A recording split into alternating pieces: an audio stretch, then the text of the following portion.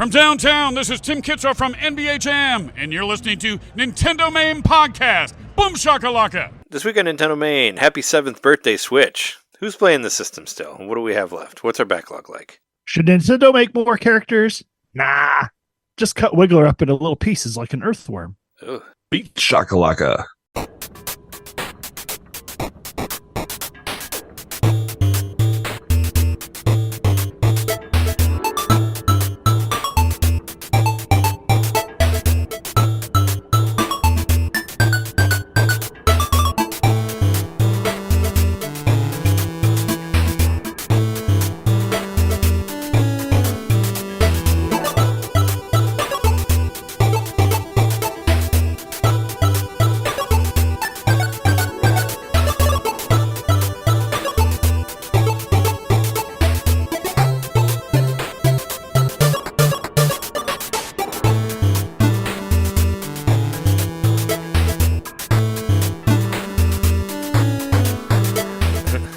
Welcome to Nintendomain Podcast, episode 412, your place to hear Nintendo fans celebrate Nintendo Switch's 7th birthday.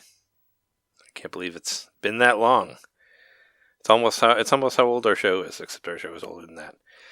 And we are your hosts. I'm Trey Dragon Puncher Johnson. I'm Jeremy.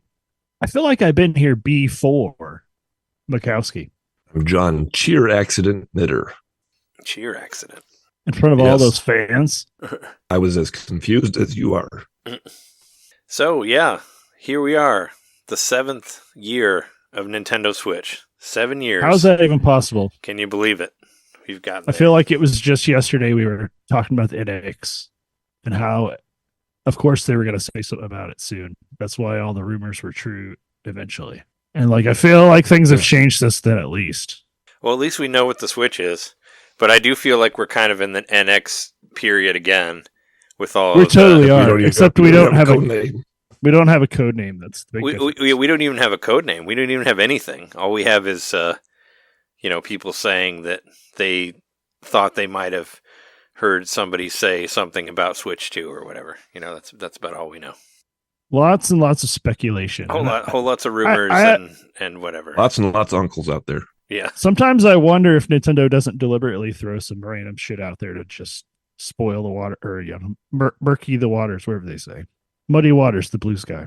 Supposedly they do that or they used to do that at like Marvel tryouts, where they would they give you like a fake script and see if you leaked it or not, and if you leak it, you don't get hired. I don't know if that I read that somewhere that they would leak out like fake stuff to see how trustworthy you are. Oh, so if you knew it already. It's basically like, they would leave out scripts that aren't like true, like during the during like the auditions and stuff like that, and see if anybody would leak out the fake information or not, like to let you know how trustworthy you are, like that sort of thing. I don't know if that's a real thing or not, but That's like the guy who got hired to write the fake scripts. Like, was he also told that he was getting the real job? Or I figured they just did it. Well, I feel like all this stuff's true. Just trying to be a bit more like Joe Rogan over here. Yeah, I feel like that happened. I can't remember where. But yeah, Nintendo Switch, 7 years, and still playing it. Or some of us are. Oh, I still play it. Not as much though as he used to. I was just playing it earlier today. Oh well, I probably play it more than ever. So was I. I was just playing it earlier today too. Console where it's like my engagement with it has actually ramped up steadily over the years. It's not dipped. It's not peaked. It just keeps going up. Yeah, I mean, yeah, it really doesn't feel like it's been all that long. It's been like 7 years already, because I still have plenty to play, and I don't really feel like I'm running out of games, because I'm still playing. Well, I guess it's pretty much. I mean, it's very much I'm playing old games remastered or re-released or whatever, but I'm not necessarily mad about that. This is definitely the year of remakes and re-releases, even on other systems, with a lot of the big games being like Persona 3 Reload and like Final Fantasy 7 Rebirth. It seems to be like a re-release remake kind of year here. Yeah. I think the Switch ultimately, I can't think of another console that gave back such a return on the initial investment as far as the amount of time I've gotten out of it. You know, you might argue maybe my NES, my SNES, one of my old original consoles. Sure, those things were valuable, but like this Switch, given the amount of, the amount of money I spent on it 7 years ago at this point, over 7 years, and the fact that I still play it like almost daily, there's times where I lapse on that, but still, given that it's been around in my life that long.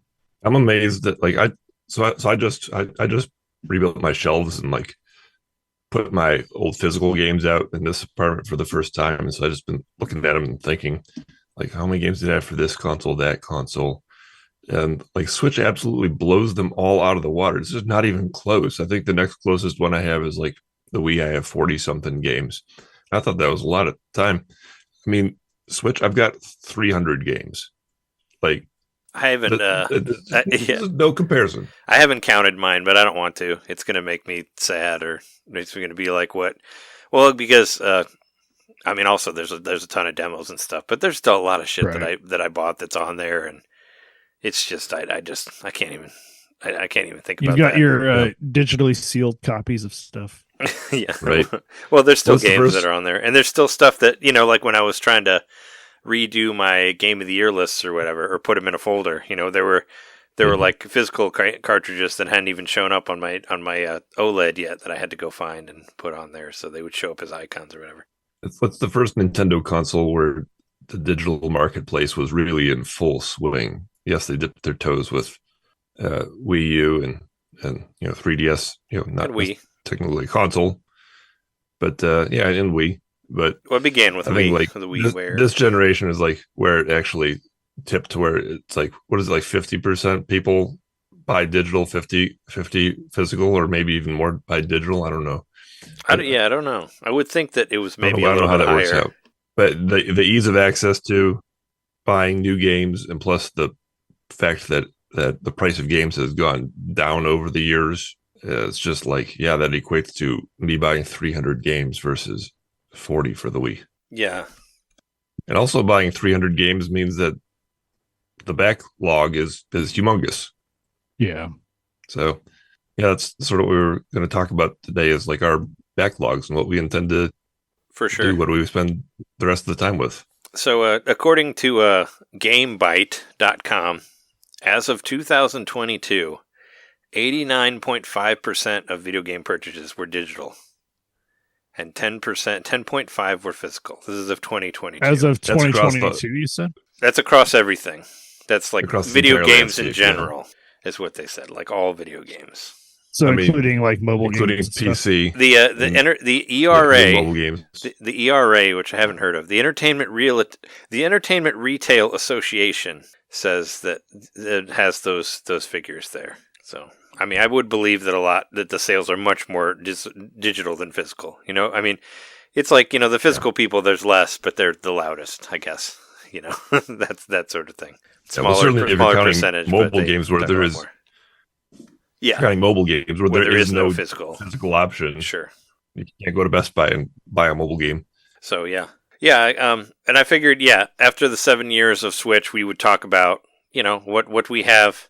Yeah, what stuff that we still haven't finished that we still want to finish on Switch. Our backlog, of course, which I'm sure we have a lot of because there's a lot of Nintendo Switch games. What did they say? Like 11,000 something?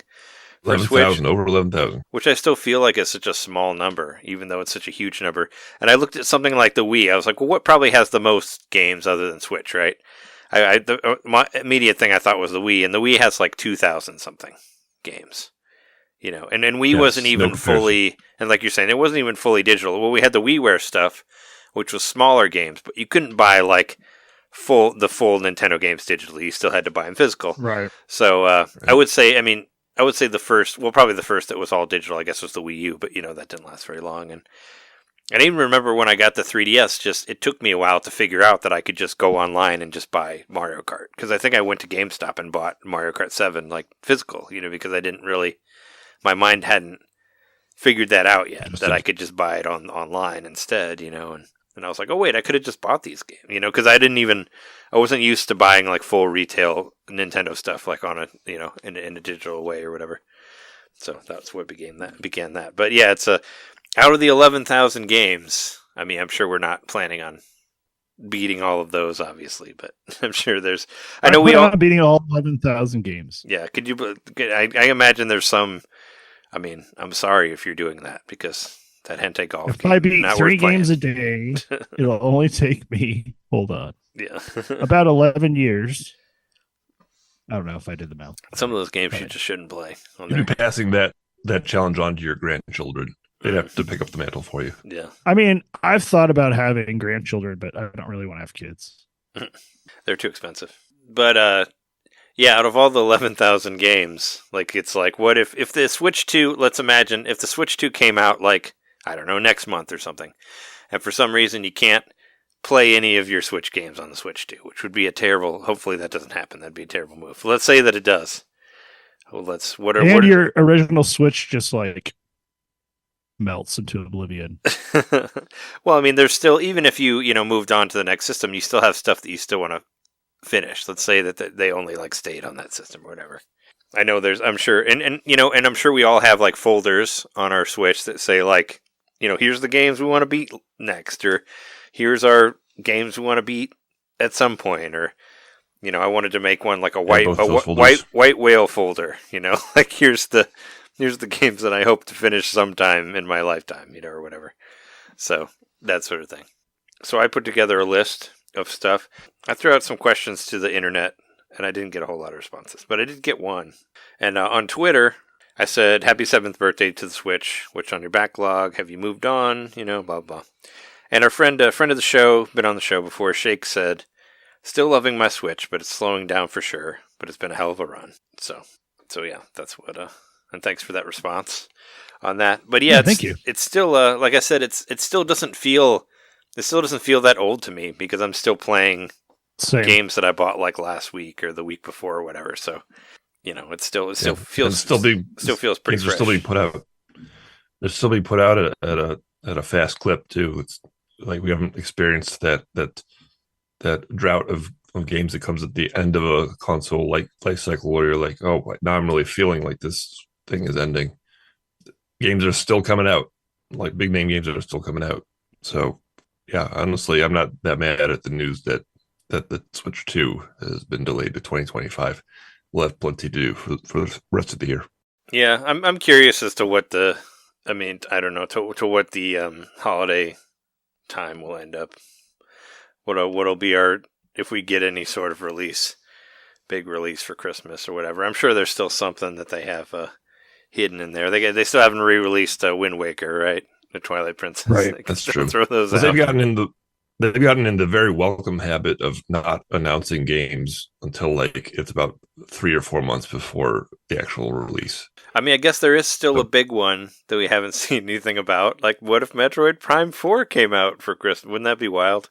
There's still some rumors I've seen around some whatever people online, not ones that I necessarily think know whatever, but I've heard people talk about there being announcements involving Metroid Prime in May.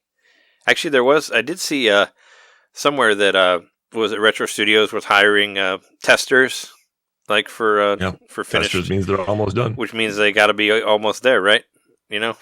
So that's kind of interesting. I don't know. I mean, that would be pretty wild if Metroid Prime 4 ended up being like the big game of 2024 for Switch. I mean, I wouldn't be mad about it.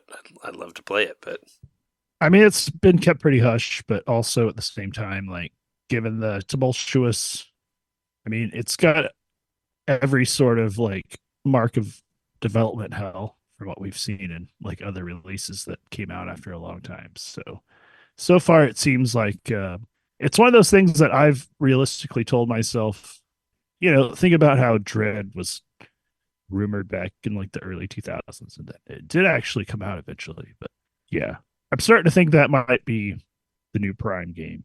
Like, it's the Doom Forever. Like, we might see it eventually, but they're not going to talk about it for quite a while yet, I think. Yeah. It's going to spring it on us in 17 years. I mean, I really think it's just at this point. Yeah, it's like it was one of the first What? It was the first E3 after the Switch came out where they revealed it, right? It was pretty Or early. they didn't reveal it, but they showed the They showed the logo. Yeah. logo. Yeah. Still all we've seen. Yeah, they showed the logo and then they apologized for having to restart it, and that was like 2018 or something when they did that. It was 2017.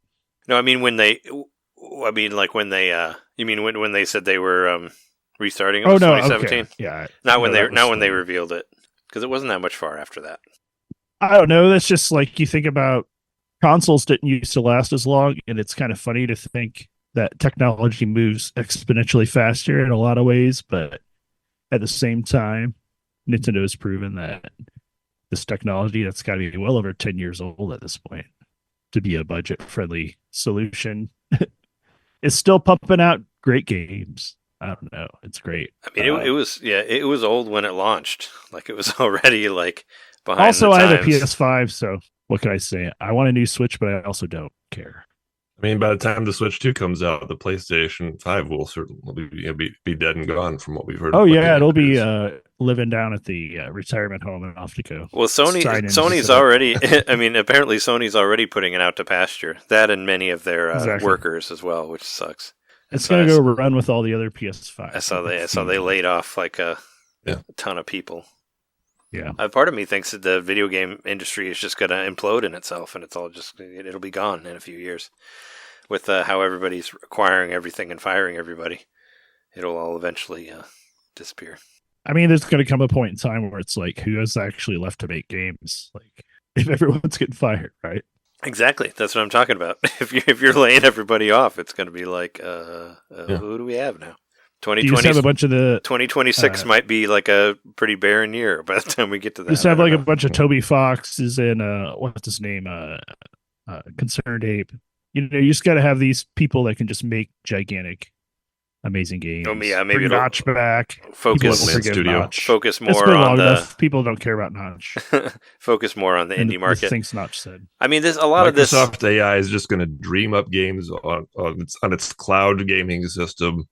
Games will just be things that just appear in the ether, and we'll have no consoles to play them on. You'll just fill out a survey and you'll play a game that's based on your profile, like in Ender's Game. I feel like I mean, a lot of the layoff seems to be more here than Japan, though. So at least we will have some Japanese games coming out, right?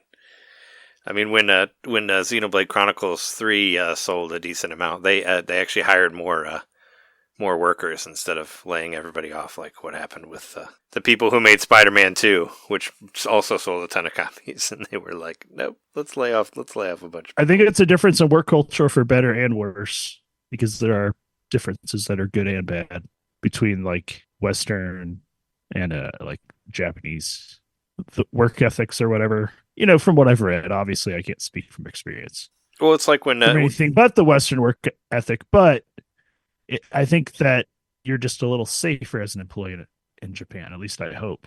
Well, it's like when Nintendo wasn't doing as well, and Iwata like took a pay cut, so the workers wouldn't be fired, or like the head of the company took a pay cut on it instead of laying people off. Great, but it's also like what's the word I'm looking for? It's also like shrewd, because you got to keep your company afloat, or you're not going to make any more money. The company's going to disappear. In fact, I'll touch on this just since we're talking about it already. But there's a indie developer in the news this week named how do you pronounce this company? Kaioken Interactive. So rather than laying off, they were in trouble, they were struggling, and rather than laying off people right away, their executives actually slashed their own salaries for months, and they have gotten to the point where they have to lay off people. Now they lay off 4 of their staff, which is a team of 19. And they said that, that as the founding duo of the company, these two guys, they said they are blessed to decide, plan, or do things from the company's top, but they're also burdened with taking the first hit when things get tough. Those are good leaders. Yeah. That's good leaders, but at the same time, it's like, yeah, it's only 4 people. Think of what percentage of the workforce that is. Like, I know it's not quite the same thing, because it's more a MAPA, quote unquote, like kind of a more like American, like idiom I'm using there, but it's like that sort of thing where, like, yes, it's less people in total, but like that's still a quarter of their workforce they got rid of. Yeah. And it's not even it's like the Microsoft stuff where it's like Microsoft lays off 2,000 people, and it's like, oh, Microsoft is also the most profitable company, or one of the most profitable companies in the country, and it's like, okay, so I mean you're just laying people off so you can make even more money. Yeah, it seems real sketchy, you know. It's looting the coffers at the highest level, at 100%. at the cost of the people that are actually making things happen at the bottom. Yeah, everybody agrees that the point of a business is to make money, but I feel like that's an incomplete sentence. The point of business is to make money for who? As it is now, it's to make money for the people at the top. And I think the point of a business should be not only to make money, but in equal measure to build strength in the community of people who work for that company and the towns and the places where those companies operate. And so you need I think they need to put something in place where you actually measure that aspect of success. So it's not just like how much profit are we making, but how much are we improving the lives of the people in the community around these businesses. And they don't keep score on that kind of thing.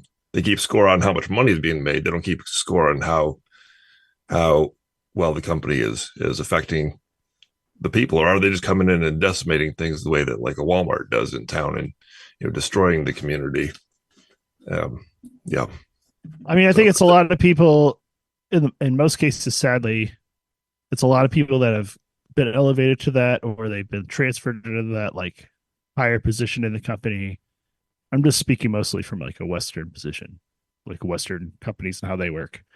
Because I don't want to talk shit about Japanese companies. I don't know enough to do that. But yeah, they're swooping in, and then they're like basically just getting as much money as they can. And then if they end up having to dissolve, like even if it's an institution, like I never really liked Pitchfork that much, but still like getting rid of something like that's been an internet source of, for better or worse, like it's been a huge source of like how people determine like what they want to listen to and stuff. Mm-hmm. Like, it's like, no, it's just some people that came in and they had no foresight at all. They weren't even trying to build something better from these pieces. They were just trying to get their piece and leave. Yeah. And like, they don't give a shit what happens. They don't give a shit. Website or this like media empire or anybody who built it, because they probably don't even know anything about the history other than what's on paper for profits and stuff. You're right. We got people leading the ship who, they signed contracts for 2 or 3 years, and those contracts are worth millions and millions of dollars. At some point, I got to wonder, like, how much do you really care about making the place better, improving the community, making the lives better for the people involved in your company, versus just like getting your big fat paycheck and getting out after 2 or 3 years? When you get paid enough to like last the rest of your life on a contract that's 2 or 3 years, how much accountability do you really have? I mean, chances are you're going to go out there and fuck stuff up even more because you have all this money and all this time, and you're ill-informed on how to spend or invest or anything like that. So, not to say I am good at any of that stuff. I kind of picture, one of the if there's a true villain in capitalism, it's like, I think it's a very well-informed person who's just trying to benefit themselves while willfully burning, all the stairs and ladders behind them in the process.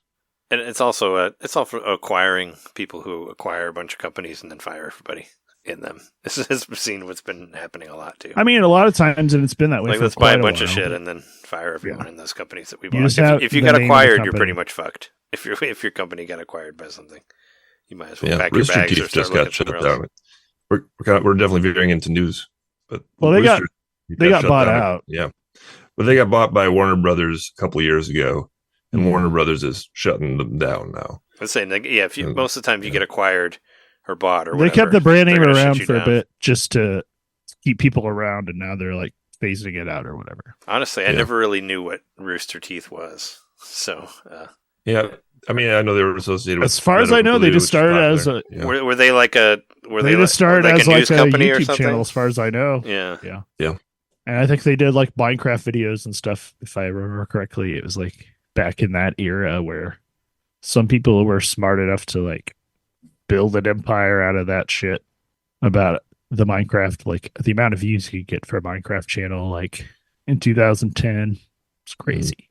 Sure. Well, that was kind of the beginning of watching people play shit, probably, right? I guess in not. The sense of you like watch people with play shit commentary before that. and yeah, it was 2010. kind of like updated content and all that, not just somebody being like, I'm going to play this and do one video about it.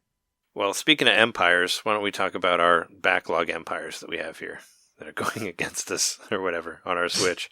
Kind of fell into a hole of layoffs and all that, but that's a big these news are thing the too. shadows of my empire. If you want to say anything about that, Shadows of the Empire.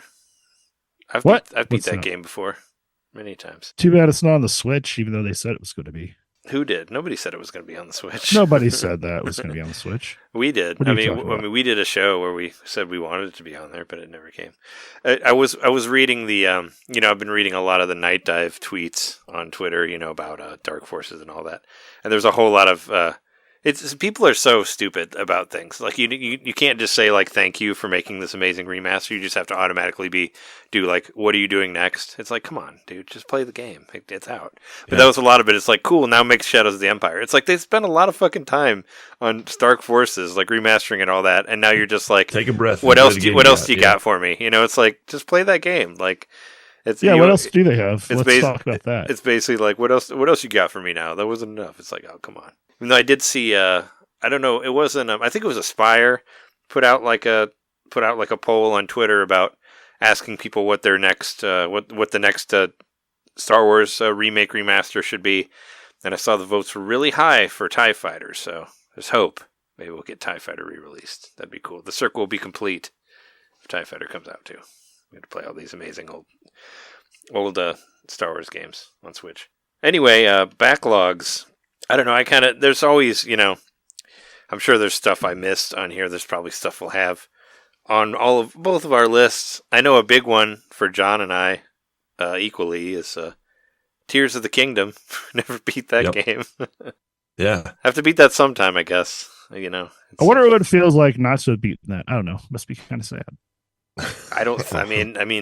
I guess it didn't like it didn't fill my brain as much as it did you when it didn't really. I mean, it was like I liked it and then I didn't. It's kind of how it went. I played it and then I was just kind of over it and then I just stopped. that's like basically how asking it went. me like, what would it be like? What is ice cream like? If I had never eaten ice cream before, what would it be like to eat ice cream for the first time?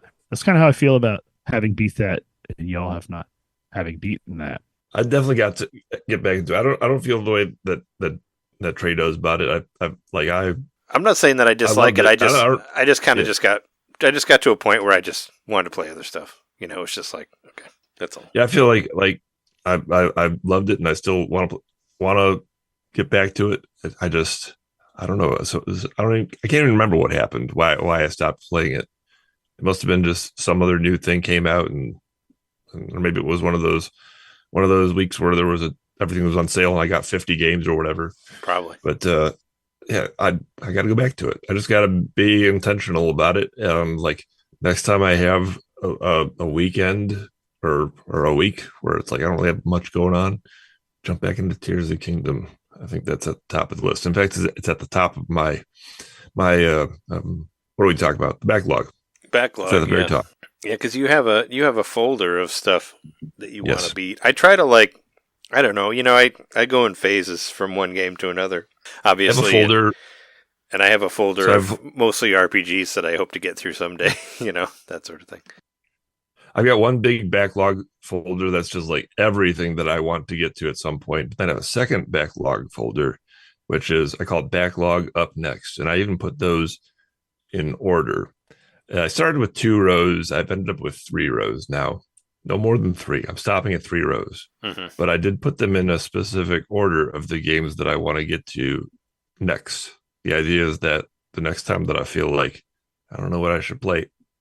There it is. It's just right there in order. I don't have to think about it. And one at the top is Tears of the Kingdom. Well, do you want to talk about the other things that are in I your wish I folder could then? understand how that felt. To have an Up Nooks folder. You don't have I don't know. you don't have 20 folders that are all like, here's games that I hope to play sometime. Because I feel like that's what most of my folders are. I have like 10 different I folders feel like that are all the like moment I beat games you'll play Tears of the someday. Kingdom, like all these folders I had just sort of dissolved, and all these like coins just fell from the sky, and I collected them. I'm like, well, this is satisfying, and I just never thought about the folders anymore. I was just like, oh, I guess that solved all my problems. And like the clouds parted and the universe opened up to you and everything was one. You reached just at enlightenment peace with yourself. You That was reached it. enlightenment through the end of Tears of the Kingdom somehow. Yeah, I mean, what can I say? I went to the hot dog cart and I said, hey, make me one with everything. Yep. What else do you have on that folder there, John? Of what you My next one is Sea of Stars. That one's on my list too, even though I forgot to put it on there. That's a game that I barely played. Another game that Jeremy totally beat and we didn't. I wonder what it's like. That's It's like not having ice cream before or something. well, in this case, it's more like frozen yogurt. I mean, it was yeah, that was another one that came out, and I played it a little bit, and I know the reason that I stopped playing that one is that it's hard, and I was dying a lot. And actually, I know the reason that I stopped playing Tears of the Kingdom too was because I was just running around trying to find all the shrines. In one shrine, I had to collect 3 fucking suits of armor to get to the one shrine, because you had to collect you had to get all the whatever the fuck they're called, the ninja guys. From the underworld, you have to collect all the armor for that, and I'm like, I don't want to do this, and that was when I stopped playing. That was the official straw that broke the camel's back on that one. A lot of these games, I can actually remember the exact reason why I stopped playing them. Same with Sea of Stars. I thought it was too hard, or I just sucked at it. I just wasn't. I felt like every battle was kind of a little bit more challenging than I wanted to be. So it wasn't like, I guess it wasn't as relaxing for me then to play it. So I didn't go to it as quickly as I would other things that are more, that are more like easygoing, I guess. Yeah, Sea of Stars, I know that it was just that I got too distracted. I think that was the weekend that Red Dead and what else was it? Bomb Rush and all that stuff. Bomb Rush, out. yeah. Yeah, but I want to get back to it because I'm enjoying it, and I also I feel like it's a shorter game. Like, how long did it take you to beat that game, Jeremy? It was about 10 hours or so. What game? It's like 20, right? Sea of Stars. Sea of Stars. I would say 20 or 30. Oh no, I put. Yeah, it was closer. It was between 35 and 40, I think. Was it? I was way off the mark, but still, it's not a epic ongoing forever game, and just the fact that I could probably beat it in a weekend or two. And like, I guess that's not counting the times I like failed and had to restart, but that only happened on a few bosses, so I don't think it added that much extra time. And they're always super clear about where you need to go. Yeah, that's good because there's no maps. I don't have anything. I beat everything. No, I'm just kidding. I know. I just don't know what it feels like to have these things. I know there's things you haven't played that you want to play. I have one glaring thing. Live I'm Alive? say that for last. I could Okay. I can name plenty of things that you have that you haven't. I'd say that's not my glaring thing, but Live Alive is a good example. But I wanted to say that I really did at some point in time want to finish the Xenoblade Chronicles remaster. Oh, the first one. I'll probably just restart it. Yeah. Yeah. But I have that, and I don't know. I don't. Yeah, I think I just need to play it. If you restarted it, you're never going to get through it though, because those games are really long. I mean, I know, but I think to get like the fever, or get the, like Sure. because to get into Dragon Quest, sure, I played 11 or whatever, but after that, I was like, I got to go to the 1. Like I got to. You played 1 and 2. Well, I mean, 1 is real short. Like you can beat that. And I got through 1 and 2, and I got pretty well into 3 before I was like, oh, they're gonna make a remaster or whatever, so I'm not gonna play this anymore. Yeah, and then that one came right out after that, didn't it? Yeah, immediately after. Yeah, and we've already played through it. No, it's But yeah, still, that I one's played a lot of MIA Dragon Quest. still doesn't exist. So I mean, I have that, and I have Xenoblade Chronicles 2. So these are 2 games on my Switch that I'm just like, come on. I did. I mean, I was like, I guess I They've was been the on other. here for a hot second. I should have put more time into them at least by now. I guess I was kind of the other way around, where I got the Xenoblade Chronicles 1 fever. Well, this was also 2020. Keep in mind, it was during the pandemic where Xenoblade Chronicles 1 released, and I was like, oh, this is great, because I always liked what I played of it on the 3DS one that I played, So I always wanted to play it on a console version the way it should be. It should be played on a big TV, because everything is huge. Like, it's all these huge worlds, open worlds, It's kind of hard to play it on a little handheld, and I always felt like I bought the wrong version. But, I played through that in 2020, and once I got through that, I was like, oh, well, I should play 2. Now that I really like 1, so I should learn how to play 2. And then there was 2, and then there was 3. I mean, anything, if it can eventually bring you to 3 sometime, then it's worth it. Because 3, I still think, is one of the best games on the system. So... Yeah, I think I don't know. Sometimes I feel like I'm missing something in my life, but maybe it's already there right in front of me. And these 2 games are, they've come with high recommendation, and not just from, the media in general, but from you, my friend Trey, my personal friend. Not just from me, and also from, we have listeners who like it too. And also podcasts I know that. To. Yeah, talk it up also too, Hutch. so... I know Hutch and That's true. And Nadia from Axel Blood God always says great things about Xenoblade. And, it's been other people. Also, just a big like fan of Monolith and what they've done for they're Nintendo incredible. as far as like open world like stuff, which I know is kind of a dirty word in some regards nowadays, but they really do know how to like map stuff out well. It depends on how you Let's do it. give them at that. Xeno 3 was a wonderful game. But yeah, a couple other things I want to say. Of course, games I played where I was super excited. Like one I was super excited about coming to the Switch was Chicory. I remember being super excited about that because you were really the person who into that did the soundtrack for Celeste, Luna Rain. Also did the soundtrack for Chicory, and it was a game that was more focused on like art and music. I don't know about music as much, but definitely like visual art and stuff. And it was kind of like an interactive coloring book. Also like a point and click adventure. I don't know. At a certain point, I just kind of, I don't know. I couldn't focus on it, even though it seems like the kind of game if I just really focused on it. Because like the bosses were pretty cool, and like just the coloring mechanic and everything, like how you pretty much get to customize the whole world as you go. You could just like paint it, and like the next time you go to that screen, that's how it's going to look. All the bushes are going to be pink and the sky is going to be yellow. You know what I mean? Like you just set that with like these kind of filler effects, like in beginning of Microsoft Paint. It's like the little filler buckets. But anyway, yeah, I wish I had beat that.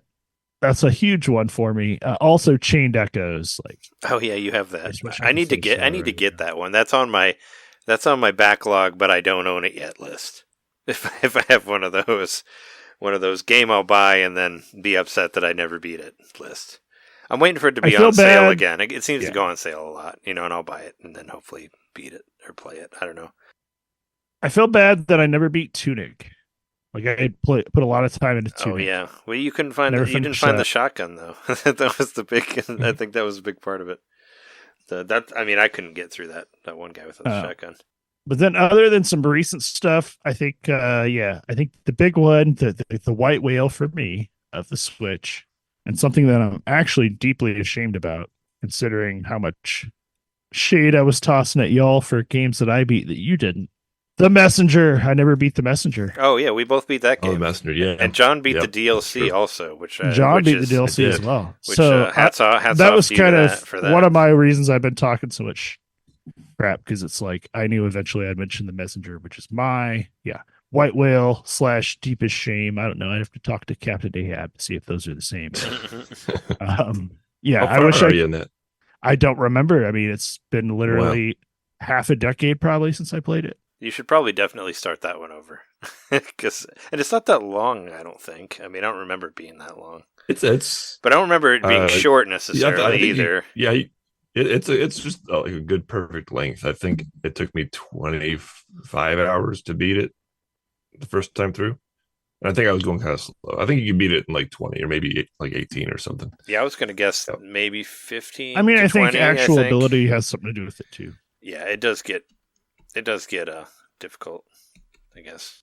But yeah, Messenger, without a doubt, that's my number one game that I wish I had finished by now. Let's see what How Long to Beat says. 12 hours is what they say Oh, for main story. But I think they're quicker than most. Like their numbers are always like I never beat games like as quick as they say. Like they said like 60 hours for Xenoblade Chronicles 3. I think I spent about 200 hours on that game. So I mean, it was like, it's you got to take their shit with a grain of salt, because I'm pretty sure they're like, yeah, no death run, like not doing extras, like point A to point B, whatever shit like that. probably the next one that I'd like to beat is Ori. After what I said is Ori and the Will of the Wisps. I'm a good ways into this game already. I think I'm about 25 hours into this game as it is.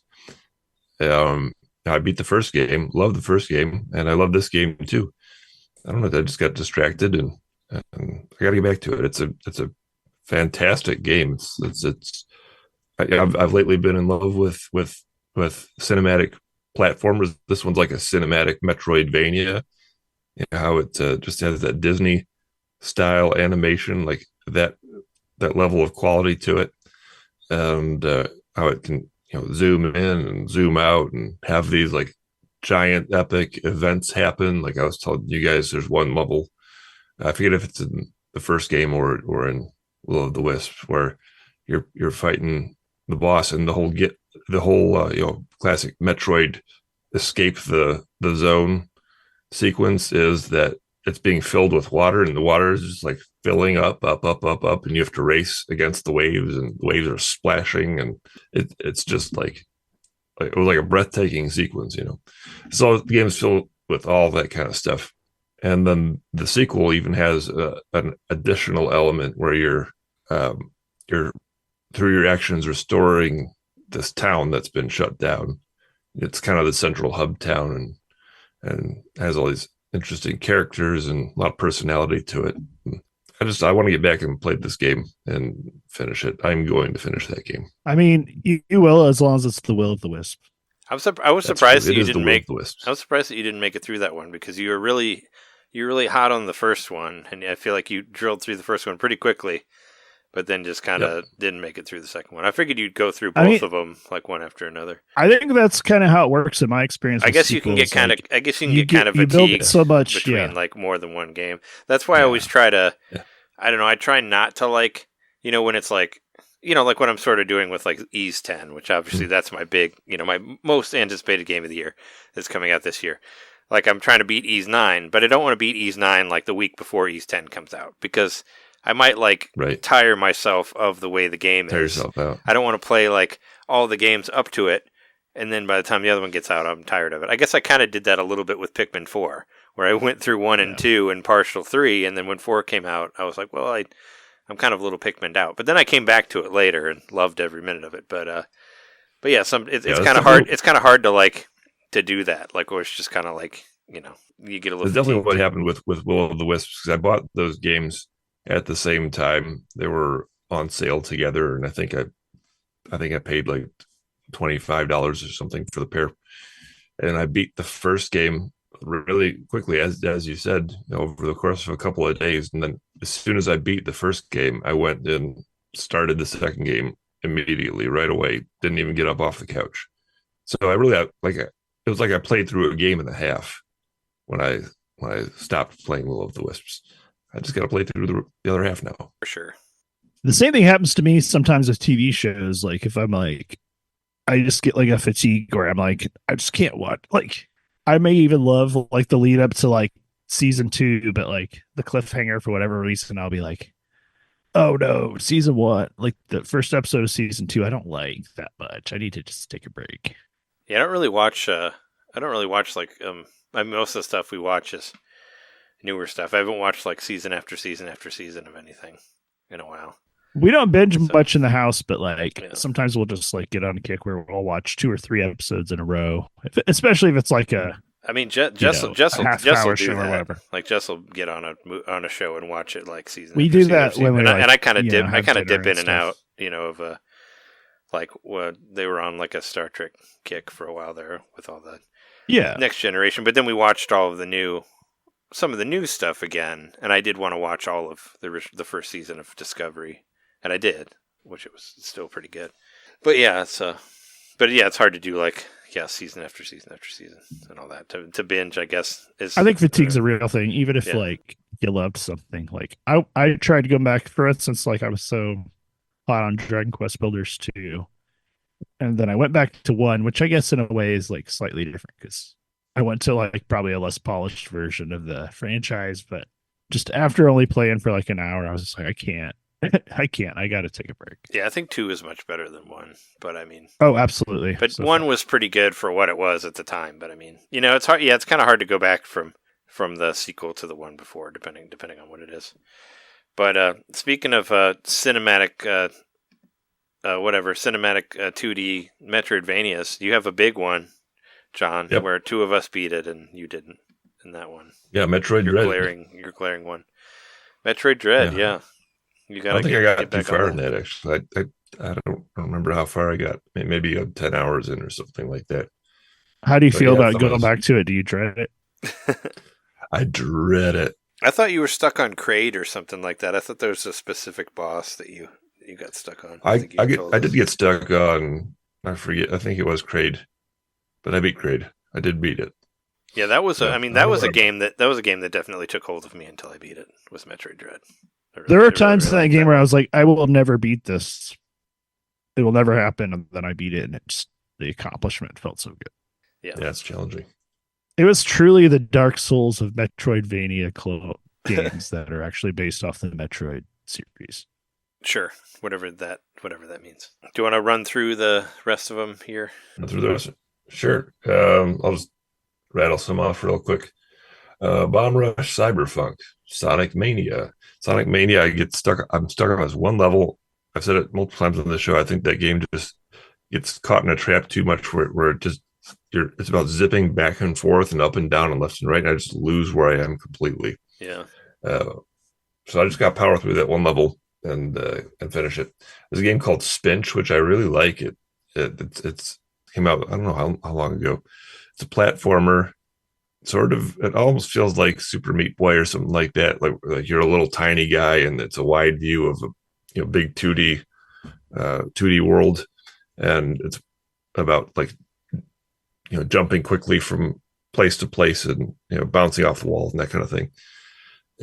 It's a fun game. I'm just stuck on a boss, but what I like about that game so much is just the visuals and the weird style. It's like something that Adult Swim would make, where it feels like really off kilter, and there's rainbow colors all over the place, and it's a good platformer. Besides, I just got to get past that one boss. Atari 50, I'd like to plow through and beat the timeline on that, complete the timeline. Every 50 games? All 50 games, yes. They were doing some sort of sequel to that. Like there was another Digital Foundry thing that was happening that was similar to that. I forget what it was called, though. I know I saw a video of it. Along the lines of like chronicling another company or something like that. It was another one that was similar to Atari, yeah, where it had a whole bunch of videos on it. So they did Karateka, right? No, it's not that one. It was like a new one that I just heard of. Oh, okay. I mean, obviously, I know. It's not part of the Goldmaster series. I know about Karateka. Yeah, it is. Yeah, whatever they're calling it was a new.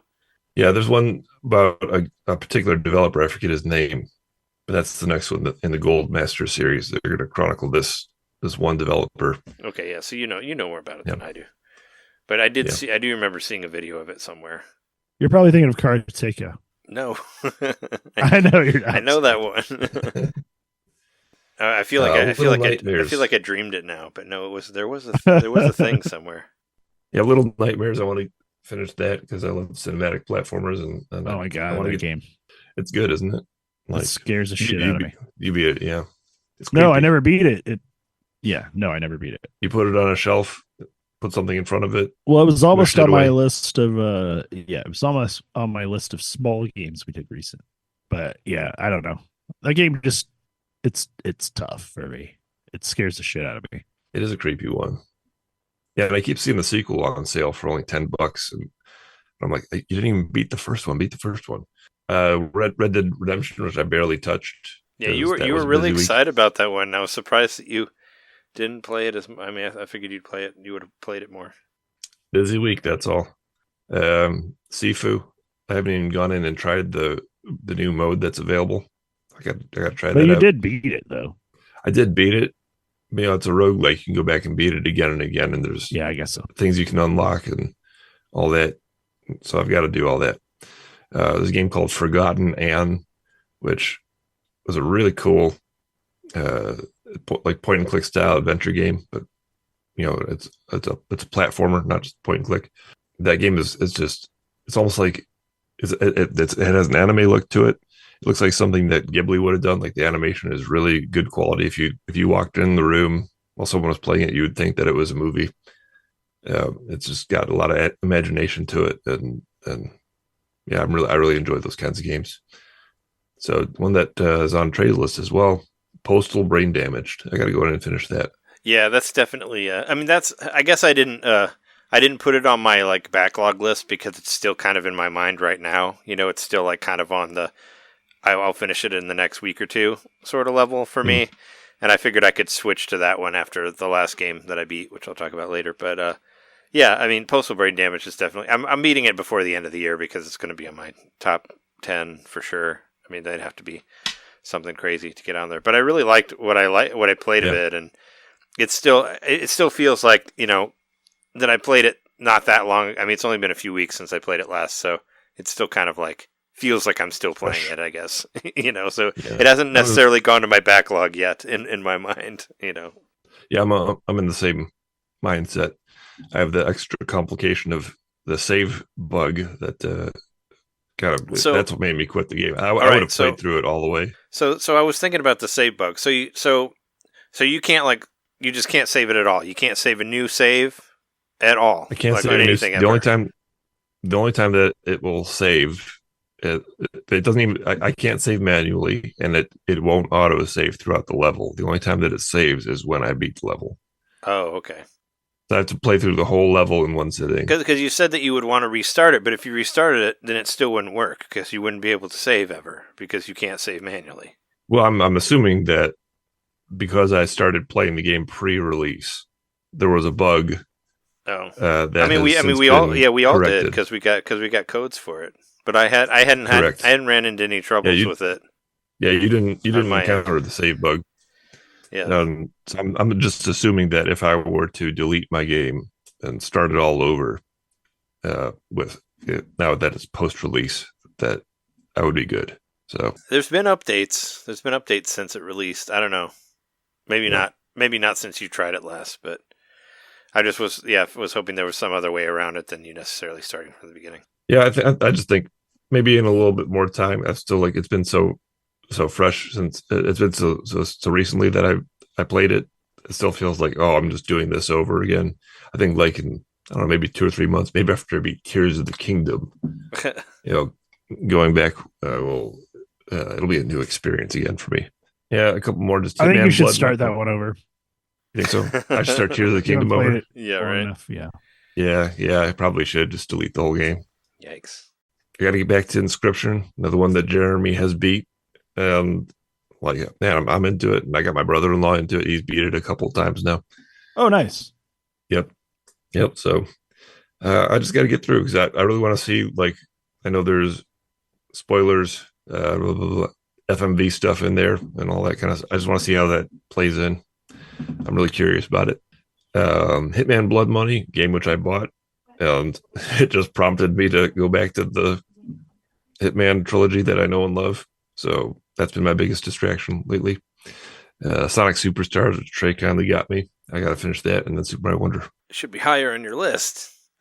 No, it's fine. Sonic Superstars isn't that long, but I was surprised I got through that one too. But I mean, I don't know. Some things grab me more than others, and I liked that one, so I just didn't want to stop playing it until I beat it. So I just kept playing it. Even after that other one came out that was on your list, even after Wonder, I still went back to Sonic Superstars. I don't know. It just seemed to click better for me than the other one did. Yeah, I still. I'll go through mine pretty quickly. I don't have to say that much time on it. Hey, we already said Tears. Persona 4 and 5. I mean, those are like my white whale games. Those games are really long though. Like the Xenoblade Chronicles. They're all like 100+ hours. I would love to at least finish Persona 4.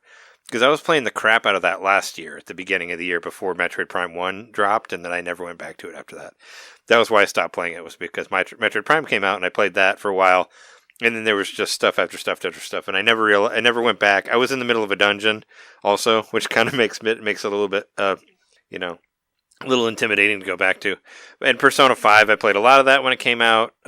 Got farther than I did that I played on PS4, and then I just, something else. Those games they're so long that it's hard to stick with them.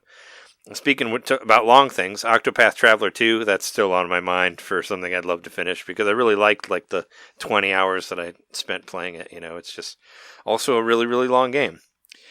This one kind of goes with what I'm playing recently, and I'm actually going to try to go back to it before the other thing releases. But Knights of the Old Republic, the Star Wars game, I got pretty far into that game, probably about halfway through, so I just wanted to go back and finish it. That's always been on my list. I played, I'm almost as far as I got on the Mac, because I played the Mac version originally, and I always just wanted to get to the end of the game. Pikmin 4, I've already beat it, but I want to go back and 100% it, just because it's a lot of fun. I want to go back and finish all the other stuff. Shin Megami Tensei 5/3, I was in a little bit more of a hurry to get to 5, but now that I know that the 5 Vengeance is a completely different game, maybe I don't necessarily need to, because I wanted to beat it for the DLC, but it's not DLC. It's the game again, and I don't want to buy the whole game again. But I still want to beat at least one of those, Shin Megami Tensei 5 or 3, because I played a lot of those when they came out, and they're hard. So, and I guess this one's still kind of, I've been playing it recently, but Ys 9, obviously I'll finish it at some point before Ys 10 comes out. I don't want it to be back to back, but it's something I still play every week or two. Baten Kaitos, which I have, it's digitally sealed, never opened it, but I thought about opening it the other day, just because I miss playing Xenoblade, and that's about as close as I have to a new Monolith thing, so even though I've played it before, but I've thought about going back to it, I almost opened it. Dragon Quest Monsters, that came out late last year, was on my list, never beat that, so I still want to get back to that. Fire Emblem Engage, that's, a lot of the stuff that's on my I want to eventually beat list is basically stuff for my Game of the Year list that I never got through, that I wish I did. Valkyria Chronicles 4, that's an old Game of the Year list, but I loved that game when it came out, and it still hurts me that I never beat it, because I really, really liked it a lot. I just, shit came up. You put a lot of time into it, didn't you? I did, yeah, I played a lot of it, but I don't know where the ending is, or if I'm anywhere close to it. And of course, the Horizon of Switch, I said I'm still excited about Ys 10. The new Monkey Ball game, that's another one that I'm excited about. The big one that's coming out next week is the Star Wars Battlefront Collection. I'm really excited about that. I've actually already pre-ordered it. That's how excited I was. So it should load on my system probably today or tomorrow. It'll probably load tomorrow because it comes out week after next week. So that one's especially after the Dark Forces stuff and all that. Paper Mario Thousand Year Door. I really want to play that because my Paper Mario Thousand Year Door disc that I have is scratched to the point of where I can't play it. So I've been wanting to replay that game for years. I'd love to play it, the HD version of it, whatever. We're supposed to get new information about it this Sunday. Is the rumor. Pioro said it on Twitter, and I trust their stuff because they said everything about the partner showcase before it happened, and there was a lot of stuff that was correct on there. They predicted the Endless Ocean and the Monkey Ball and a bunch of shit that happened in there. And plus, they're just kind of fun to read their stuff because they're very catty about everything. And Luigi's Mansion 2, Peach Showtime has a demo out now. I haven't played it, but yeah, I don't know if I'm going to pay the full price for it. I'm still kind of waiting to see the reviews of it, but I do really like the presentation of it from what I've seen. And maybe try the demo. It may be along the lines of Yoshi's, of Yoshi's Crafted World and that sort of thing. And Endless Ocean, there's that one too, which I'm very excited about because I really liked the Wii one that I played. And this one has way more people in there. You can play online and you can look at dolphins. You use your Wii stick with this one? No. I will use the app, damn it. I will use the Nintendo Switch phone app. Just like you're supposed to. Right? Yeah. Is there anything I missed on the Horizon stuff that you guys want to add to what you're looking forward to and whatever we have left of the Nintendo Switch? I don't know what I'm looking forward to beyond what you mentioned. A couple of things. Peach Showtime is pretty fun so far from the demo. I don't really have anything else that I'm specifically looking forward to on the Switch that I can think of. I just know, I'm good with what I got so far. I'd say like what I'm looking forward to is very abstract, and it's just what's going to happen with NSO. Like, what surprises do they have up their sleeves still? I mean, I hope they have some other than like, new consoles or new games or whatever. Just, I love the idea of let's get some more of those battle royales. Let's get some battle royale we're not expecting all of a sudden. I love that shit. Yeah. Like F-Zero 99. What a crazy surprise Yeah. last year. Holy shit. Really good game. Yeah. How long has it been since we got a new console on the NSO? We're got to be coming up close to a year, right? Was it 2022 was when N64 came out? Was the last one? Wasn't Or no, the last one was Game Boy. It was Game Boy. Game Boy and came Boy out Advance. last year. Advance, Yeah, Game Boy Advance came out last year. Yeah. I'm curious as to what Switch 2, if Switch 2 does in fact have a way to emulate two screens, maybe we'll see some sort of DS Nintendo Switch Online in the future. I would like to see that because I love two screens. They should have kept it. Why do we have to take it away? It was great. Two screens is great. So, yeah. But if you don't have anything else to add, why don't we take a break and then we'll come back and talk about Sounds good to our me. stuff that we played currently that's not on our backlog.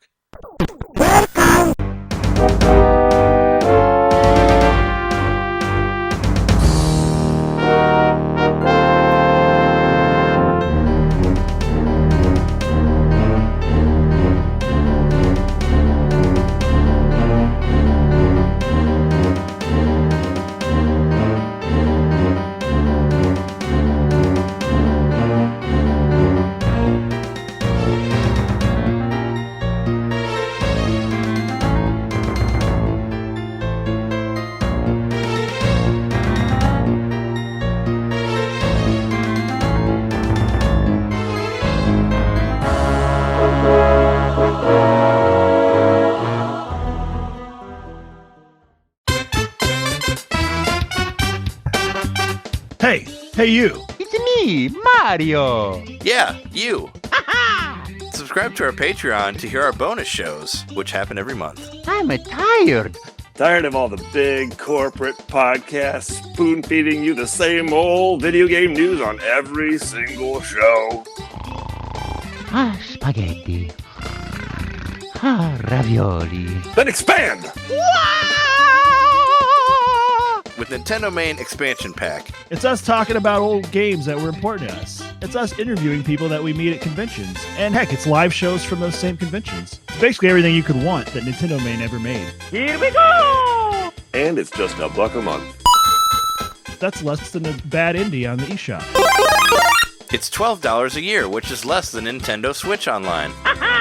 Thank you so much for subscribing to our Patreon and supporting Nintendomain. Just go to patreon.com/Nintendomain podcast and hey, Mario, let go. Whoa! He's throwing us back to the show. So long, Bowser. Patreon.com/Nintendomain podcast. Game over.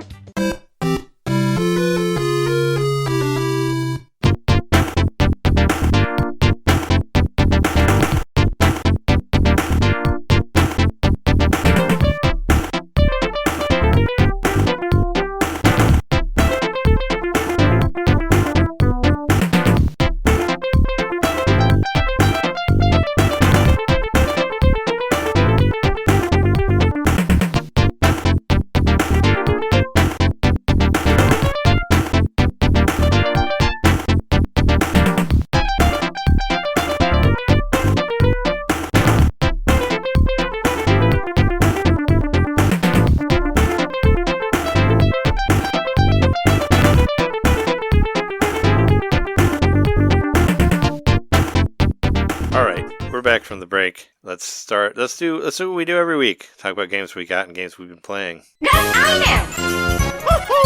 John, why don't you start us off? Sure. Didn't get any new games this week, but I did beat a couple of games. I beat NBA Jam. My struggle against the Portland Trail Blazers is over, and yeah, it's all good. Who is your team that you play? Is it some Pistons, right? My team that I always play as is the Pistons. It's going back to the original NBA Jam that I got on the Genesis in 5th grade, and so I have to stick with that tradition. So Bill Laimbeer and Isaiah Thomas. I'm always Isaiah Thomas. Oh, okay. I always played as the Phoenix Suns because that was the one time that I cared about the NBA. Was that time when the Phoenix Suns went to the playoffs with, or whatever you call it in the NBA, against the Bulls. It's the only time I ever cared about basketball, and they did not win. So you're even from Chicago in the early 90s. I hated the Bulls. Well, I'm not from Chicago. I'm from Peoria. But I just hated the Bulls because they were everywhere. Like everybody, it was everywhere you looked were the fucking Bulls. So I just was like, fuck that. Because that's just the way I am. When I see like something being very popular, I want nothing to do with it. So that's just my personality. So, so yeah, I wasn't. I honestly didn't give a shit about the NBA at all. Really, I mean, I didn't really watch sports when I was a kid. But my friend, my stepbrother's friend Cheeseburger, told me that the Phoenix Suns that guy. were looking good. Yeah, he's actually dead now. Good friends with Joe Biden's friend, Corn Pop. Oh, I'm sorry. I wasn't trying to talk shit. No, he died a few years ago. But yeah, we lost Cheeseburger. He was one of my stepbrother's like best friends. But anyway, he told me that the Phoenix Suns were looking good as a team, and we used to go to Phoenix all the time to visit my grandfather, my mom's father. And I liked Arizona. I liked my grandfather and all that. And I was like, oh, cool. There's a basketball team down there that's good. And then I just head first went into the Phoenix Suns. That just became my team, my favorite team ever. Was your team? So I bought a whole. Did your grandfather care about it at all, or was no? It I don't remember ever talking to him about it. I don't know if you really bonded with like family over it or anything. No, I don't remember ever talking to him about sports really. But yeah, it was I would just straight in on the Phoenix Suns, and I got my Phoenix Suns hat, and I had a Phoenix Suns starter jacket, and you got Charles Barkley, Shut Up and Jam. I never owned that game, but I remember it. But yeah, no, I still have a good amount of Suns hats, which I was hoping to sell because some of them are kind of worth something. But I had Suns hats. I still have my Phoenix Suns shorts. But I just really got into it, and then they went all the way to the playoffs, and they lost against the Bulls, and that was my only. Were they like mesh like basketball shorts? Yeah, they are basketball shorts. Yeah. Nice. I used to wear them when I'd go to the gym. I'd like work out in them. Did you have any like jerseys of the players? No, I don't like jerseys. I never liked jerseys, so no. I know that was like a hardcore thing for a while. I'm not really a jersey person. Actually, if I was going to get a jersey, the one I would probably do, I guess, is the basketball jersey. But I don't like the baseball ones with the big buttons, or like the hockey ones with the rope or whatever. I think they all look like super ugly. Well.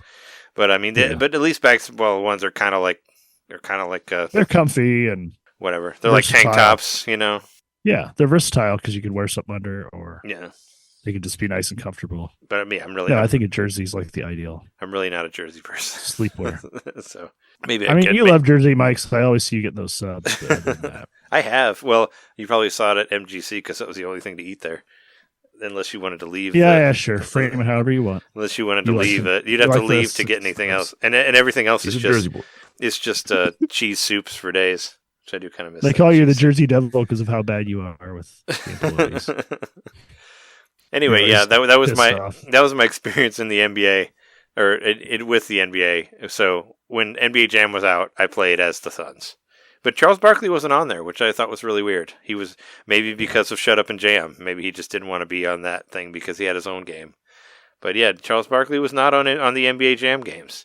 I mean, it took a long time for Jordan to show up in them, right? Because it was like Dan Marley, and I forget who else was in there. So he might not have been in the Super Nintendo one, but he is in this one. He is in the arcade version. Oh, okay. Well, he was playing like the one of the newest versions of the arcade one. Maybe he was in a tournament edition, but he was not in the first. Because the one you have Super actually Nintendo gets one. online for like scores and stuff, right? It does go online, yeah. Yeah, he's in the original NBA Jam arcade game. But I bet that he was not in the console version because he had his own basketball game. Yeah, maybe. I always thought it was weird that he wasn't in there. I thought maybe because it was based before he was on the team, like whatever. I don't know. I mean, what do I know about that? But it was. I don't know much history of Barkley besides being on the Suns. I know he. I'm sure he played for another team before that. I don't know. People get traded around. So I got to mention.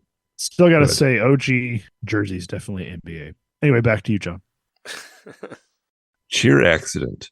that comes from a random advertisement that's featured on the bench. I don't know what you call that bench, where they keep the score of the game. Like there's like coaches or whatever sitting at a bench or something like that, and then there's facing the camera. There's like advertisements for whatever they advertise for in the game, and one of the advertisements that comes up is for cheer accident.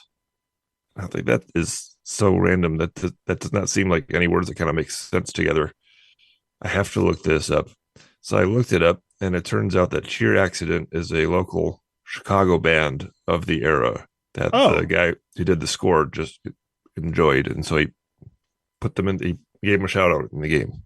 I thought it was going to be like a Tide stick, but like Cheer brand to like get rid of your stains. Yeah, I didn't bother to look up their music or anything, but apparently they're still going strong, and yeah, Cheer Accident. Still cranking out tunes. I thought that was how you won stains out your clothes. Because like you ran into a glitch where a cheerleader falls on the court, and that's how you beat. Cheer was the one where it was always the dude who would like, it was like a butler that would like clean clothes in like a container, right? You know what I'm talking about? He like put the things into like a jug and he like shake it up, but he was like dressed up like a butler.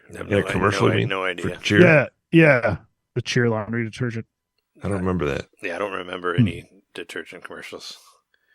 Well, let us know, listeners. Was that the Cheer commercial? It was on the subject of Charles Barkley.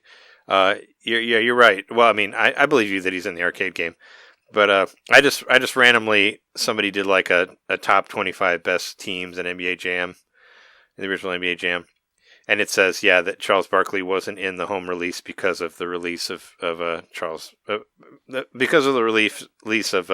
Shut Up and Jam, which is basically like a NBA Jam knockoff, and he was replaced by Kevin Johnson. So I remember playing the Super Nintendo version, and it was Kevin Johnson and Dan Marley, but it's Charles Barkley and Dan Marley in the actual version. So I do remember the only actual NBA merch I owned that I bought myself was a Toronto Raptors shirt that I got at like Foot Locker or something.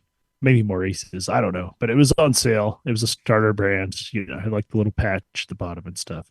That was like my favorite shirt because, I wanted to be cool, wear the starter, and like it was purple and it had a dinosaur on it. And I figured I looked pretty cool wearing it. So yeah, I always was the Raptors. I remember when I could be in NBA Jam. According to this, I don't remember the players. I just know the team. According to this list, Detroit Pistons are number 14. And Phoenix Suns is number 4 in the top 25 best NBA Jam teams. NBA Jam team. Yeah. Yeah, they actually were up there. I don't know if there's any particular order to the teams, like purposely, or if it's random what order you play the teams in, but I think they were the last team that I played. I want to say, I think that was the Bulls. Oh, the Trailblazers? Like the third. Yeah, I think they were like the third or second to last team that I played, the Phoenix Suns. Oh, yeah. Yep. The Portland Trailblazers are number 9 on here on this list. It's just, you could find lists of everything. What do you think is the Portland is like Trailblazers in certain things. What do you think is the number 1 team on NBA Jam according to this random NBA website that I found? I figured it'd be Orlando Magic or the Hornets. I think it's the Bulls. Not even close. Not the Bulls either. Well, we keep in mind that Michael Jordan isn't in any of the NBA Jam games. Right. I didn't think he was. Yeah. I thought maybe he was an arcade or something, but maybe he wasn't. He was in one. And I think there's like a handful. I say Michael Jordan actually had his own unofficially. Yeah, he had his own basketball games too. Kind of. But he had chaos in the Windy City. it wasn't a basketball game. Yes. No. Now I'm remembering that there was some edition that he was in, and I don't remember ever seeing him in any of them. I think they made like a dozen or something, like to try and sell him on the concept or something like that, but they're not like officially launched, or I don't know. Look into it. Well, the number one team is the Indiana Pacers. Is what they have on this list. Really? Reggie Miller and Detlef Shrimp.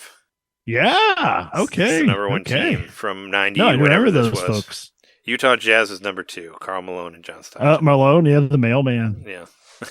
But Phoenix Suns is number 4. They're in the top 5. So there you go. According to this random list that I found of best NBA Jam teams.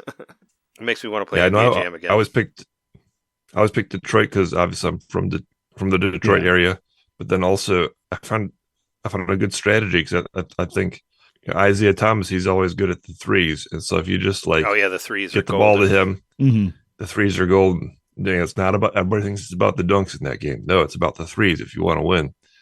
So get somebody who's got a good 3-pointer, get them clear. Do a pump fake. You get the timing just right. If you can feel out the timing, get the timing just right, you're good. You're good to go. You could also maybe hope you get fouled or whatever and get some free throws out of it. The picture that you posted on here actually has Charles Barkley's name on the screen. You posted on the outline here. Jam. So there it is. There's Barkley. Yeah. There's Barkley right there. I do remember finding it really weird that he wasn't in the Super Nintendo version. I guess that explains why. Because, like I said, it was in that time, in the time of my Phoenix Suns fandom. So I beat this one, and then I went and jumped into the Tournament Edition, which I hadn't even touched Tournament Edition until now. I just kind of I went for first hang time because that's the best one. Inarguably, it's the best one on of the 3 that I have. Yeah, it's the best. It's the best one. So then I went back and decided to beat the first one, and now I'm touching Tournament Edition for the first time. And so it's just interesting to see the improvements. Everybody thinks that Tournament Edition is just like a light improvement. I would have to argue that it's actually a pretty big improvement, just in the way that it feels. I feel like I have more control. I feel also like the opponents aren't glued to you as much. Sometimes the first one feels a little bit unfair. If you're running down the court and it feels like that your opponent is just stuck on you or something. So it feels a bit more I don't want to say forgiving. I want to say a little bit more realistic in a way, because your opponent would just follow and anticipate your every move, right? And overall, I think it's going to be a big improvement as far as that goes. So I'm looking forward to beating that one. Then I'm like, okay, once I beat that, then what do? I think I'm going to have to move into trying to beat each game with every different team. So are all the modes on that cabinet online then? They're all online, yeah. Okay. Yeah, it's really so you're kind of working your way through NBA Jam history, but from an arcade. That's kind of cool. That's true. Yeah. They're all online, and you can. I'm telling you, it's popular. Every time I get on, somebody, if I'm playing at a reasonable time of day, somebody's going to jump in with me, and you can set it to where people can join automatically, or you can set it to where you have to give them permission to join. And it's not like a slapdash job. They've actually modernized these games in a really thorough way. Does it interface with an app or something, or is it just through the arcade exclusively? It does. There's an Arcade 1-Up app, so you can log in and check your stats on all of your machines at different times, and yeah, they're really fun. So, yeah, it's worth it. And if I think if anybody was interested in getting an Arcade 1-Up, I think Jam is the one to get. It doesn't get old. Some of the other games like the Simpsons one, that I really don't play it that much. I play the bowling one. Surprisingly, I play the bowling one even more than. I think it kind of depends on what type of game it is, right? Because Simpsons is like a beat 'em up, so I mean, you kind of it doesn't really vary a lot. The bowling game is on the Simpsons arcade. On the Simpsons arcade, yeah. Yeah, it's got a trackball too, right? It's got a trackball. Yeah, it happens to be right by my kitchen, and so it's my cooking game. So when I'm when I have to boil a pot of macaroni and I've got 10 minutes, like turn on the Simpsons throw arcade a couple and balls. do some The bowling. trackball is Yeah. just like covered in olive oil, so it That's like it. never gets slipped. Like, all never cheesy gets now. stuck. Make macaroni Yeah. and cheese with olive oil. There's a couple of. I mean, I don't have enough room for these in our house, obviously. But if I was to get one, I've said it before. I would get the. There's an Outrun one that has Outrun stuff in it that I've never played. Has like some sequels that Yeah. I haven't played. And That's like a sit down. Oh, one. I thought for sure you would Sit say down like one, the like Capcom one. It's either the Outrun one or there's like a specific Marvel one that has like all of the Right. Capcom fighting games on it, and I would argue that Yeah. one Yep. would be infinitely playable because of all Same. the different Especially if you're playing with because friends. of fighting games. Well, I mean, I like just going up and down the ladders and with different characters, but this one has like Marvel superheroes and X-Men Children of the Atom and like Marvel vs. Capcom 1 and 2, and like it has like all of the different superhero-based fighting games that Capcom did, and I think that's a pretty good package. I heard it'll take there. you for a ride. Yeah, well, only in 2, but yeah. So that would be the one that I would get if I was to get one. I think for sure, yeah, I'd probably get a fighting game because those are most like I'm not as often going to stand and play one of those by myself. I would want it to be something focused on multiplayer, and yeah, a fighting game collection would be more of a. You'd have more options for doing a tournament or whatever, if you want to have some fun with it in a party setting. Because that for me, that's the only thing that makes sense for one of these arcade cabinets. I mean, they look great, but I just have to be shrewd, using that word again. Have to be shrewd about my investments when it comes to space taking video game thing. this is true. Like arcade cabinets. I mean, I would get the Mortal Kombat one just because I don't really have arcade. Well, I guess I don't have an arcade perfect version of Mortal Kombat 1. I have the Midway I collection think that's on you definitely have a GameCube, room. but I don't have 2. You or 3. definitely have room for an arcade. Yeah, but I really don't You have. can- I you really can don't squeeze- have space for it right now. Like I don't. I don't even know where I would put it. I have other shit that's not put away. I guess so. Yeah. Do you still have the Pong machine, or is that going to be in your house at some point? I'm still supposed to inherit that at some point. Yeah. I don't know where I'm going to put that either. Probably. I mean, somewhere. that's probably going to need to be in the basement. So Yeah, everything. Yeah, it would go. I don't know where I would put it. To. I understand how your space. I guess I could narrows use once it. that's done. I guess I could use it like an end table or something. I think it'd be a coffee table in front of the TV, probably. Yeah, I mean, the coffee table doesn't work because then the recliners don't recline because the coffee table's in the way. So it would have to be Yeah. an end table. Yeah, people don't recline and drink coffee at the same time. I don't really like Makes sense. coffee tables because they're always in the way of reclining. Like they're not, and if you put them far enough away from that, you can't reach them. So I'm not a fan of coffee tables. If there was a reclining table, what would you put on it? Because you don't drink coffee. I drink tea, and I use end tables. I mean- that's the way of the future. Fuck coffee tables. Yeah, you need end table. End tables are better than coffee tables. I agree. They are because you can put your feet up with those. Anyway, Florence, how's that game? It's a game in the loosest sense. It's a visual novel basically. So I beat a game called Florence. It's often on sale for like $2, and I think that's just about the right price for it. Not a knock against its quality. It's a brief experience. I think I beat it in about 30 minutes, and it's really just a story. Like I don't know, I've had it since December, and last night I was just like, yeah, I don't want to watch a movie. I don't really want to play Hitman again. I've been playing Hitman like crazy. I wanted to do something a little bit light. So, all right, let me just play Florence. I've heard good things about it, and it was a nice emotional experience. It's a simple story, well told. It's about a girl she's 25 and sort of.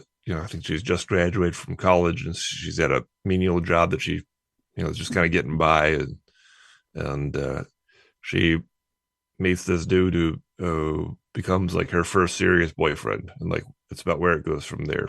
And that's simple, relatable story. We've all been in our 20s in a serious relationship for the first time, and the ins and outs of that, ups and downs, and it's just interesting how they made it into a game, and they take interactions like stumbling through your first conversation and how do they make that into a game? Well, they have like him, give a word bubble, like a cartoon word bubble, and then now you have a word bubble, but yours is like broken puzzle pieces, and so you have to like assemble the word bubble.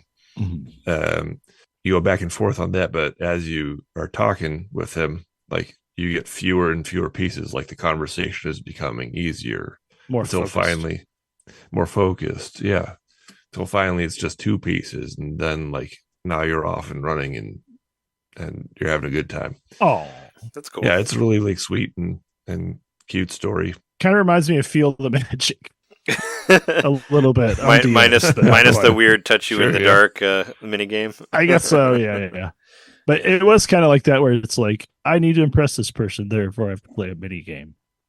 Yeah, Feel the Magic was weird. It was really weird though, because because of all the rub rabbits and all the others. Yeah, I don't know. That game can get kind of borderline creepy at times. At some of the things that you do to. It really leaned into the touch part of the DS campaign. It did for sure. Might be a Florence little reminds now. me of like, that it's almost like one of the really good Pixar shorts or something. It's not 3D or anything like that. It's a 2D sketch style visuals, but just in terms of the simple storytelling, well done, and the creative decisions, the way that they've implemented the game aspects and everything, and also the music. The music, plays heavily into that. It has a really good soundtrack, especially for something it was only $2 on sale. I think it's $5 normally.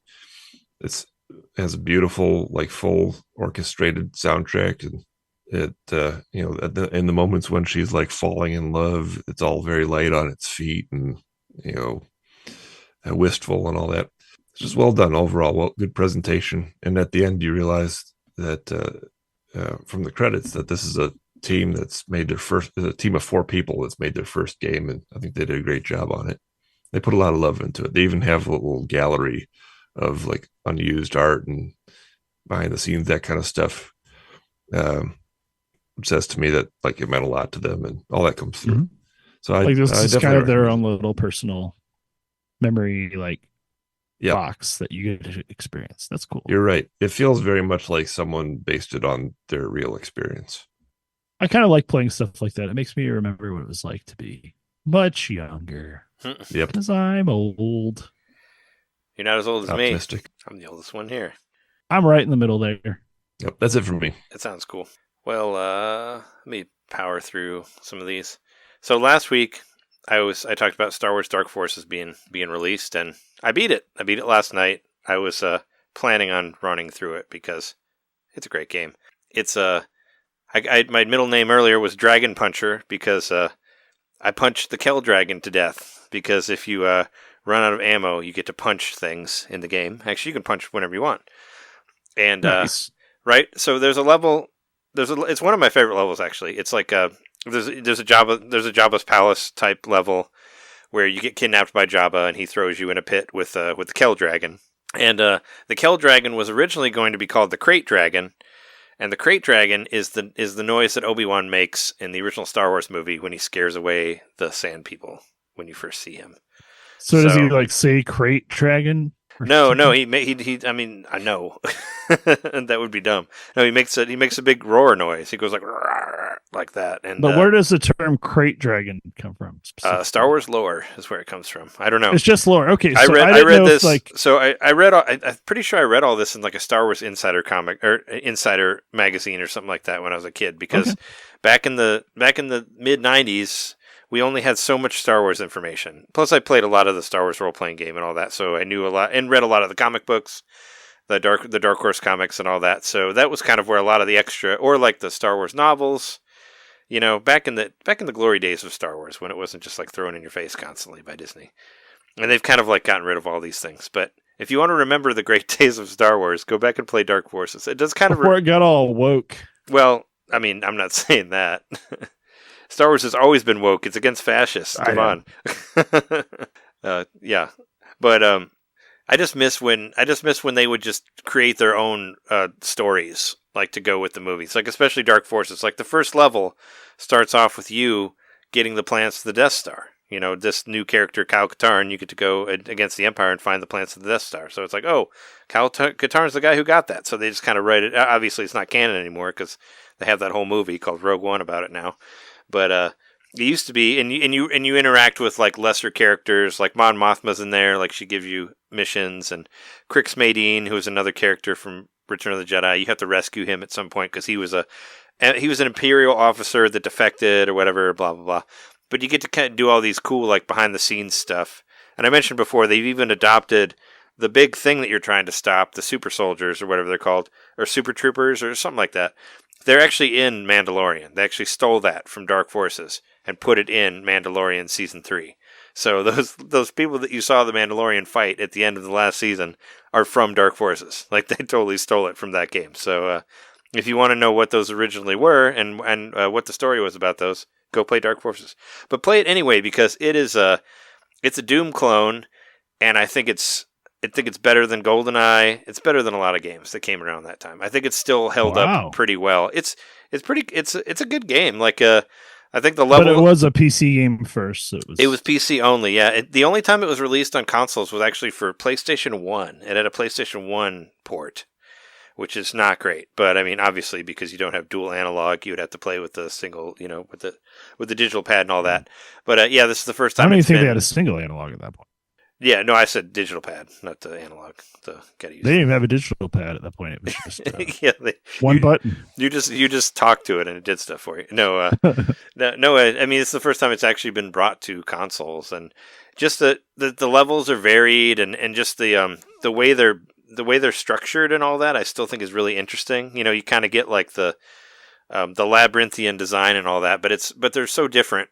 They're different enough that it still doesn't get, too confusing. Even though I like that you can use the map. I still use the map because for those games you do kind of get lost a little bit. But I felt like all the levels were pretty varied, where they kind of have their own interesting thing, and you're not always fighting the Empire. Some you go to Nar Shaddaa, which is like a seedy a city that's filled with like bounty hunters and stuff like that. You have a whole thing that has like no stormtroopers in it or whatever. But my favorite level is that Jabba the Hutt level, where you get thrown into this pit and you have to fight this Kell dragon. And this is what I used to do as a kid. Like, I had not read about this anywhere. I used to punch the dragon to death. Like, you just go up and punch the dragon and you basically have to hit it and run back at the same time so it doesn't bite you. And this is something I had just completely forgot about. And I was playing Dark Souls. And I was playing the game, and it drops me in here, and I'm like, wait. I remember that I can fight the Kell dragon. So I go and I punch the Kell dragon and I kill it with my bare fist, and it's like ding, I get a little achievement for it. And I'm like, that's cool, because I never read about that anywhere. That was just kind of something I did just because I played the game so much, when it came out. So that was cool. Maybe something that originally intimidated you a lot was suddenly you just were having more fun because you discovered you could do slappers only with it. Sure. I mean, I just remembered doing this where I was just it was probably just me and my friends being like, hey, kid, do you think we can punch the dragon to death? And just tried it out, Because the idea is they drop you into this pit with the thing and you don't have any of your weapons, so you have to run and get your weapons and then you come back and fight the dragon. But, if you want to, you can just kill the dragon right up front. And there's a dragon that you fight, another one that you fight later, which you can kill because you'll have your weapons. But it's just a cool thing. Spoiler alert, all things can die from being punched to death. Yeah, well, of course. But it's just cool. I like that where they take your stuff away and they're like, all right, you got nothing. Now you got to figure out what to do. And you don't have force powers or anything yet. I mean, that's later. It's like Metroid type stuff. That's for later. That's for later games. I saw a weird ghost thing that just flew through the air. I just saw it too. I don't know what that was. That was weird. We got it on video though. Yeah, but so I beat Dark Forces. There were a couple things that kind of bothered me about the game. I mean, I love the game. I think they did a great job remastering it. The only two things is there's number one, there's no brightness options in the game. They have all these accessibility things, but you can't turn up the brightness. And I was on this level with this trash compactor thing where there's no lights at all. It's all completely dark, and there's this whole platforming segment that you have to do. And I couldn't see shit. And you have a little headlamp that you can turn on, but you have batteries. And when you run out of batteries, you can't use it anymore. So I ran out of batteries, and it's completely dark, and I can't turn up. And so I ended up turning up the brightness on the TV in my hotel room so I could get through this fucking platforming thing. And I'm just like, why so can't you even like turn? I'm So like, even why with the lights out, like you couldn't see it. you can't see shit? Yeah. So you need Wow. so basically you need to conserve your battery power and not run around with your headlamp on the whole time like I did. But I mean, this is an early level. I didn't really know, so I turned up the brightness on my TV all the way so I could see what I was doing. And the platforming is really hard too. It's like these platforms that go up and down, and you can get squished or whatever. And yeah, it was annoying. The other thing is, I think I mentioned it last week, but you can't save at all. There's no mid-level save. It kind of is what John was talking about with postal brain damage.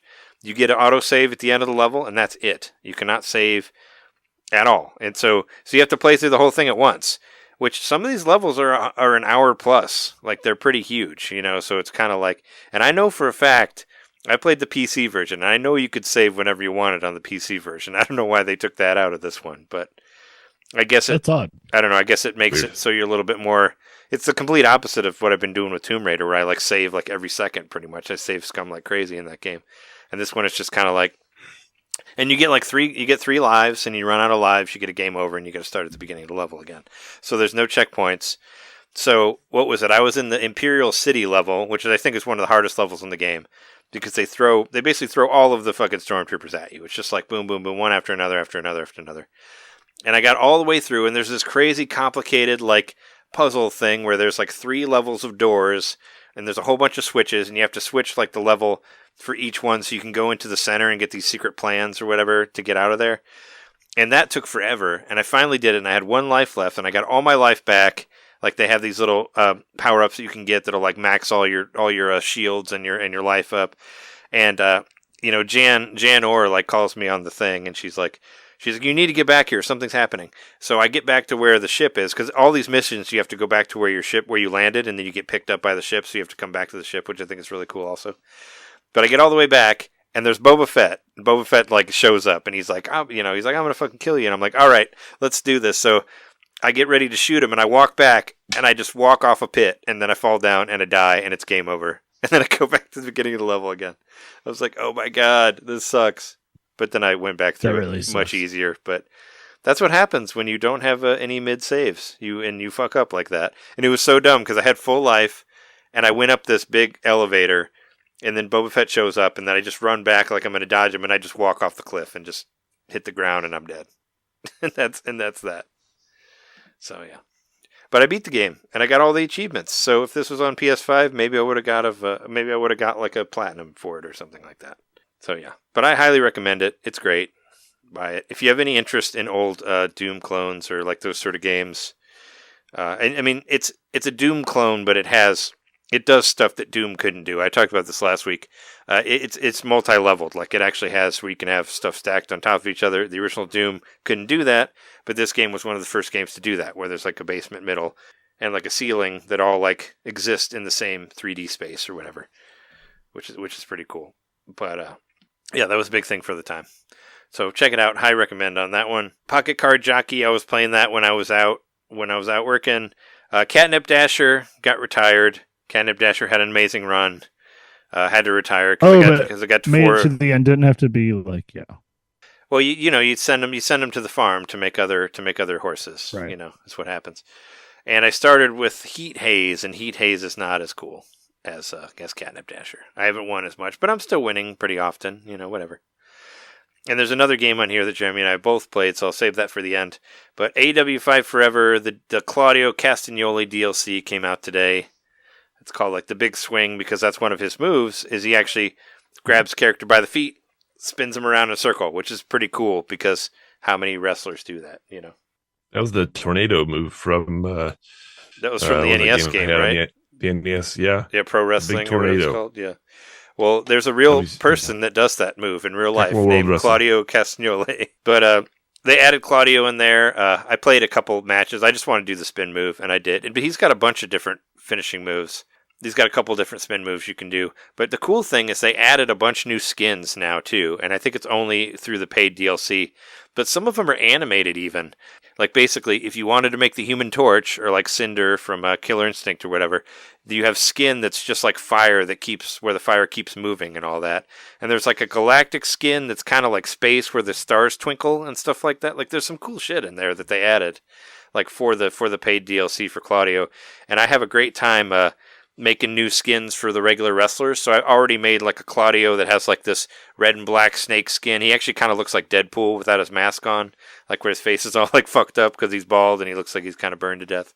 But now that I saw the fire, I need to try to make the Fantastic Four, because there's also an invisible skin as well. So I can make Sue Storm. I can make an invisible woman in there.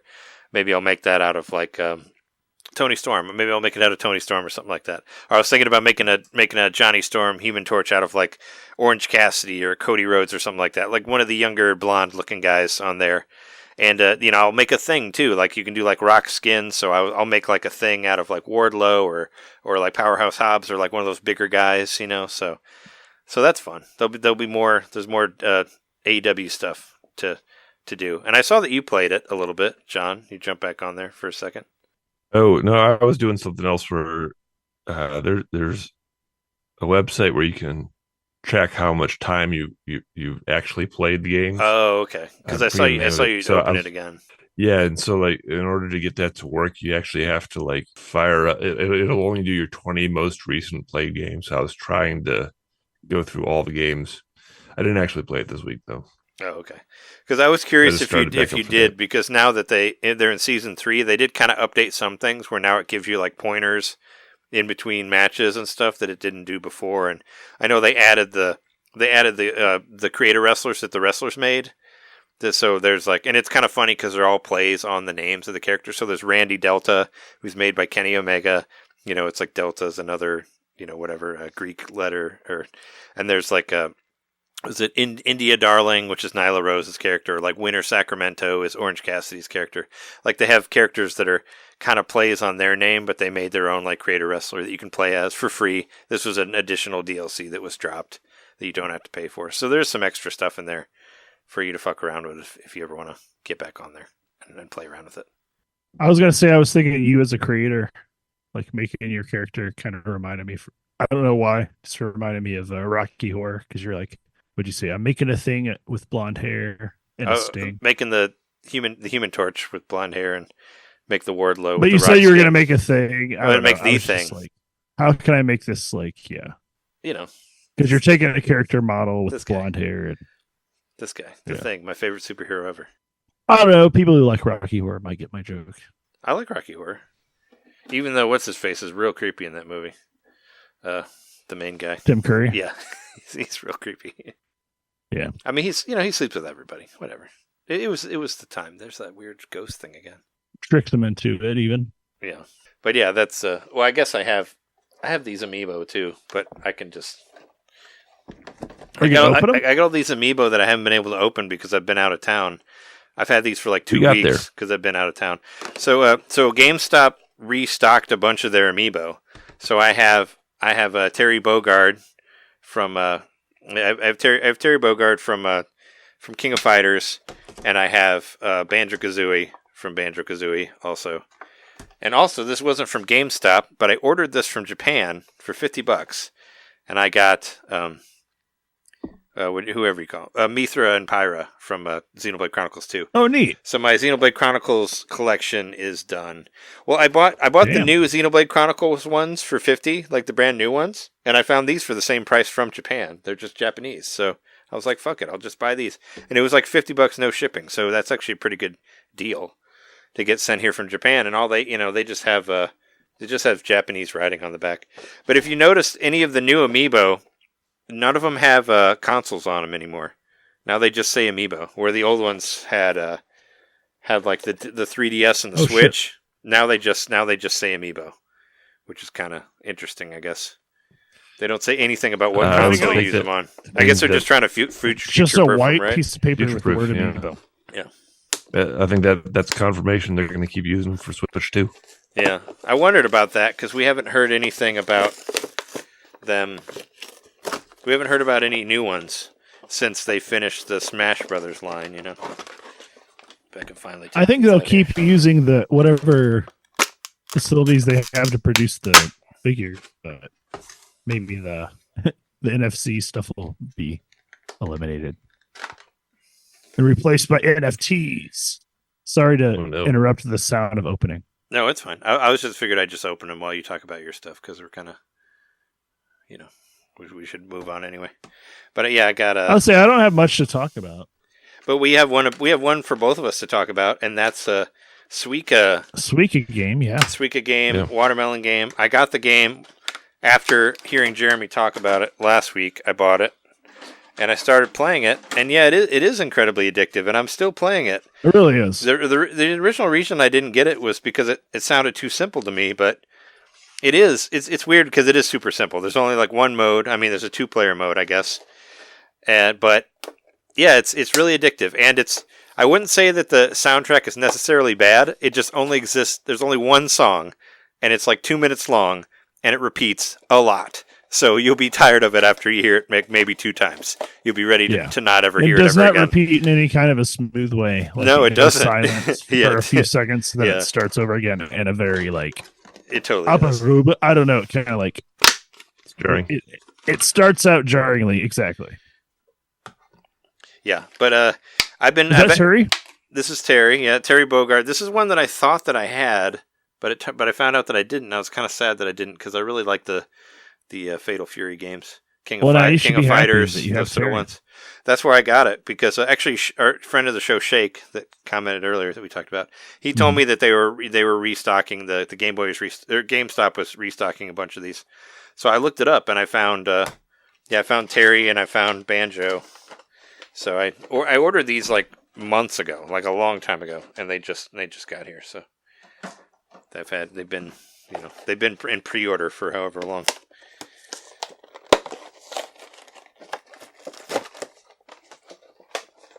Well, besides we got Suika Game.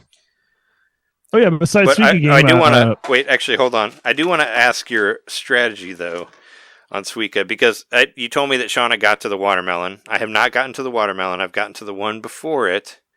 Yeah, but same. Do you have any tips? Like I try to obviously you try to have them next to each other so they hit each other and combine and all that. But is there any specific strategies that you use while you play it?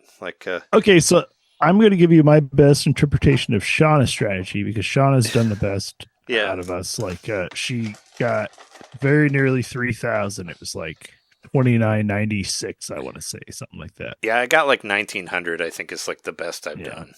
Like it's not very good. Right, I've gotten close to $2,000. I have not cracked $2,000 yet. So yeah, me too. Around where you are, but Shauna nearly cracked $3,000. So Shauna's strategy is to have basically like 2 playing fields. I think you're trying to keep your left and the right side separate to keep them joining in the middle, which makes sense.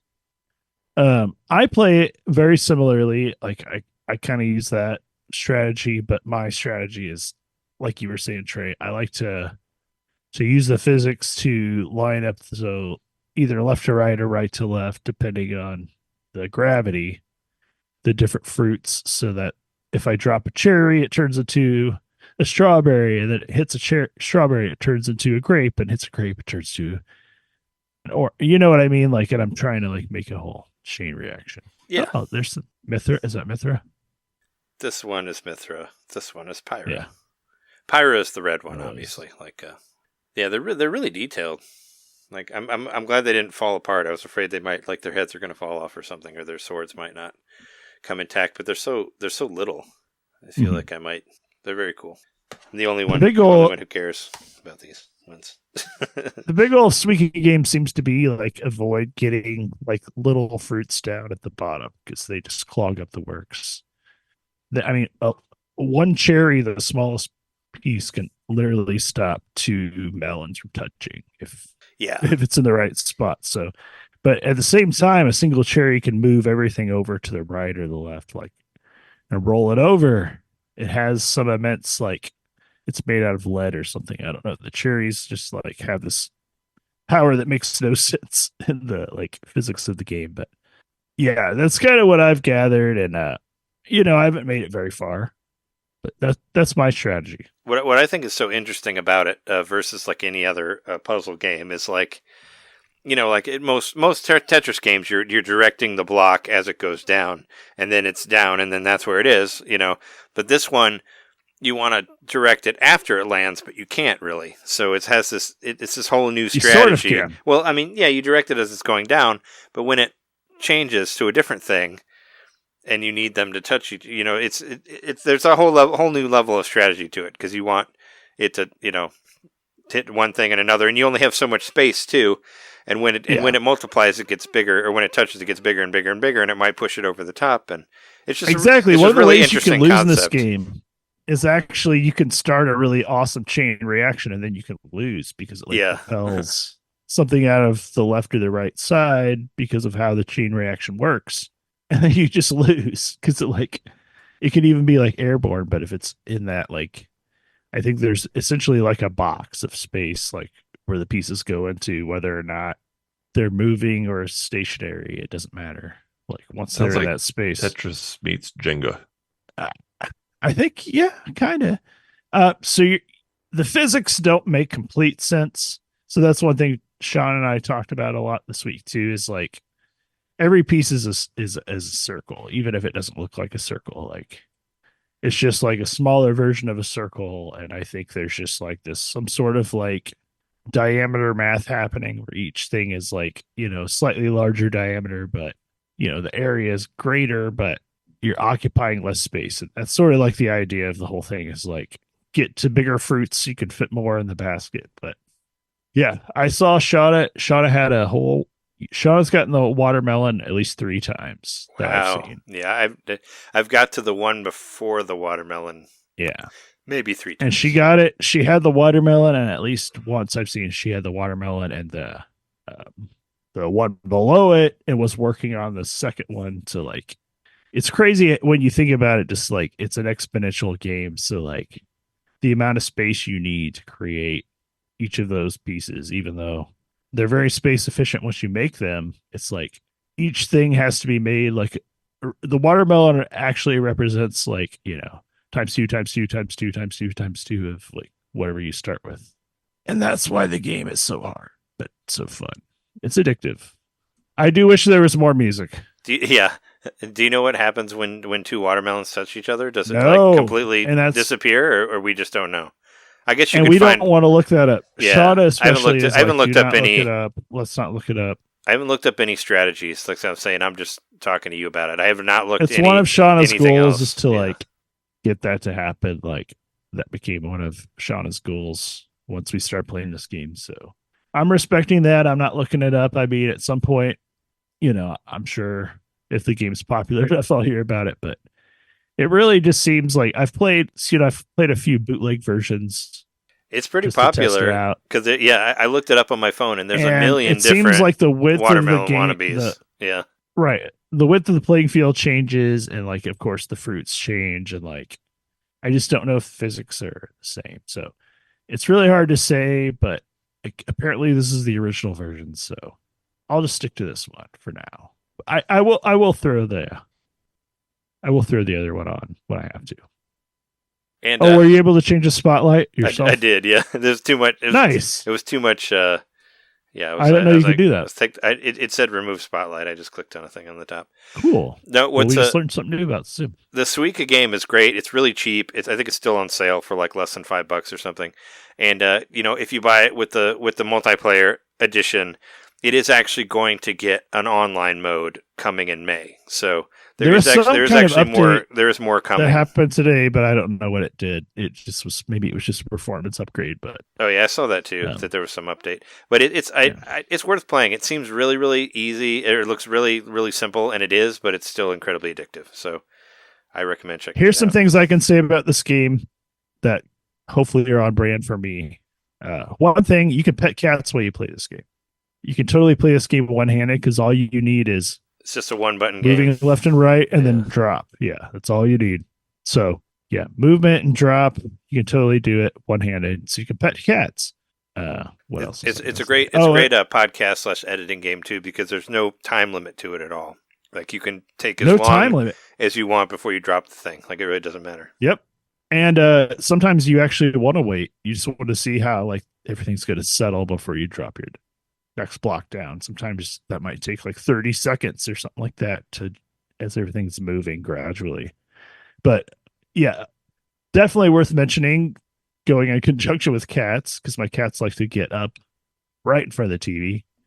It's a game you don't have to worry about someone walking in front of you while you're playing, because of how it is like not based on time, and there's definitely like momentum and there's like physics based stuff for sure, but it's almost like a pachinko. It reminds me a little bit of Peggle in a strange way.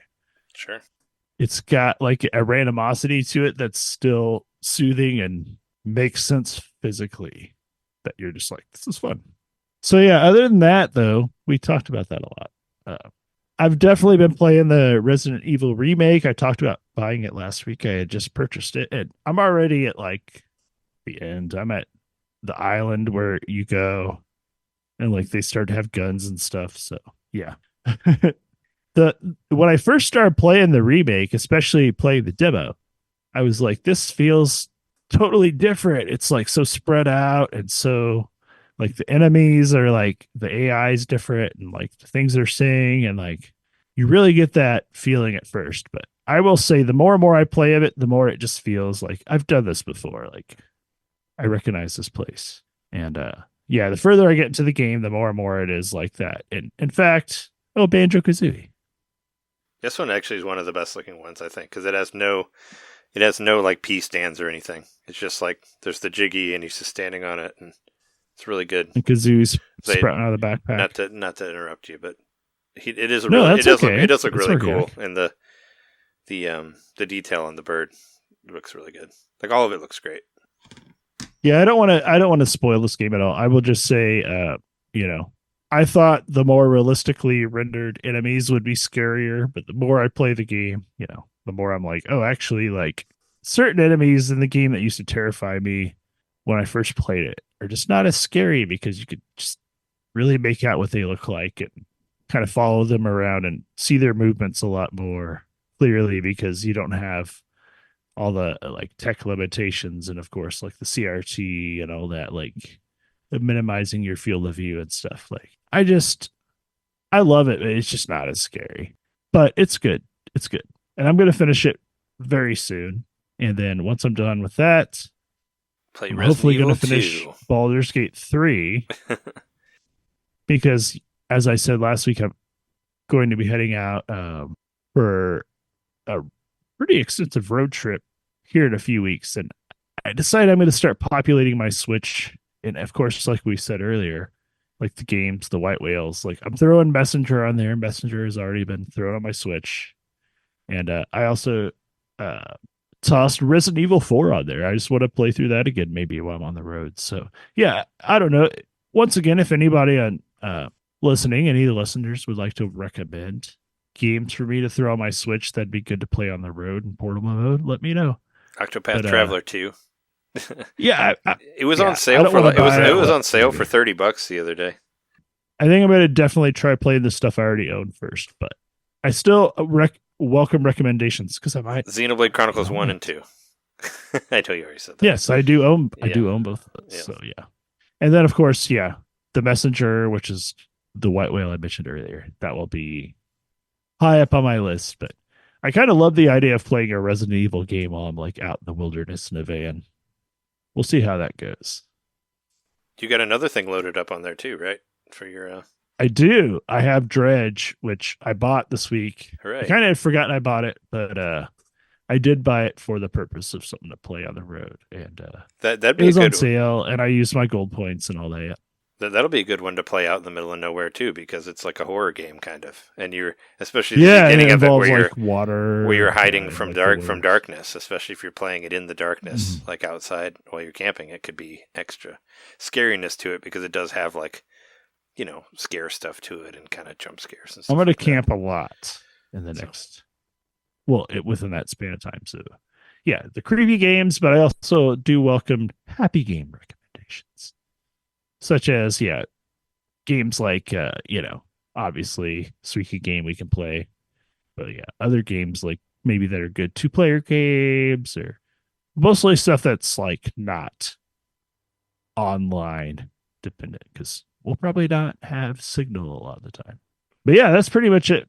There's one more game that both Jeremy and I did play, which we haven't talked about yet. Super Princess Peach. Oh yeah, the demo. Yeah, you played it. demo. I guess so. didn't We play can it talk yet. about it. The demo just came out tonight, and about an hour I think before it the was podcast. less than 2 hours before we started recording. Yeah. So I played through the whole thing. It's a pretty short demo. It's about 15, 20 minutes maybe. Yeah, I figured it might be kind of like the Mario Donkey Kong one, which I still need to get through that too. But I got on a level I was stuck on, so I gave up. It was enough that I got a good impression of what the game is. So far, my impression is that the presentation is like top notch. It might be among the prettiest looking Mario games, although it's not a Mario game technically. I think that Mario's side, whatever. Yeah, It's in the vicinity. to me it seems like it might have been meant for something more based on the performance, but it is just a demo. Oh, But is it a little absolutely framing? it's like if they took sorry if I'm interrupting you, John, but it's like if they took the voiceless protagonist, sort of like the way Mario's been in RPGs. They put that on Peach. Peach becomes her own voiceless protagonist, which is different than Peach being a voice protagonist. I think that is something that very early on I was like, this kind of makes a difference, because in a way that makes her more of a hero. Yeah. Because what she's saying is like the gospel truth, that everyone's reacting to it. And that's totally the way this game is. And like, the more I played of it, and I don't think I got as far as I didn't finish the demo. I finished the sword part. Yeah, how many different things? How many different things did you get to use in there, like different costumes or whatever? I only got to do the sword, so that's all I've done. So I got to use 2, and I don't know if that's the total limit of what you can do with demo, or maybe I could go back and try 2 of a different kind. I don't know. But I tried the sword fighter. I tried the pâtissier, the bakery. Oh, that's the second chef. one. Yep. Can you swap between it? Because I know you got like a special like accessory. Can you switch accessories at any time? I didn't get that far. I wasn't able to. Okay. Yep. I was wondering if you could or could not swap between, because if you could, it would be a bit like Milky Way wishes on Kirby. I don't think so, because I think all the levels are based around whatever outfit you're wearing. Like I think that's the case. So like it's like specific modes that are with that. Like, so I don't think you can go from one to another, at least from what I can tell. Well, one thing I need to mention, just because I want to make sure I do, because I said something really weird at the top of the show. I was like, why make new characters? Why not just chop up wigglers? Yeah, I got to describe this. These the main characters, the new race you meet or whatever in this series, just look like Wiggler heads, disembodied Wiggler heads. Oh, weird! Like exactly like cut off the Wiggler head, give them some shoes. There and their noses glow, but like I even think Wiggler's nose glows like red when he's pissed off.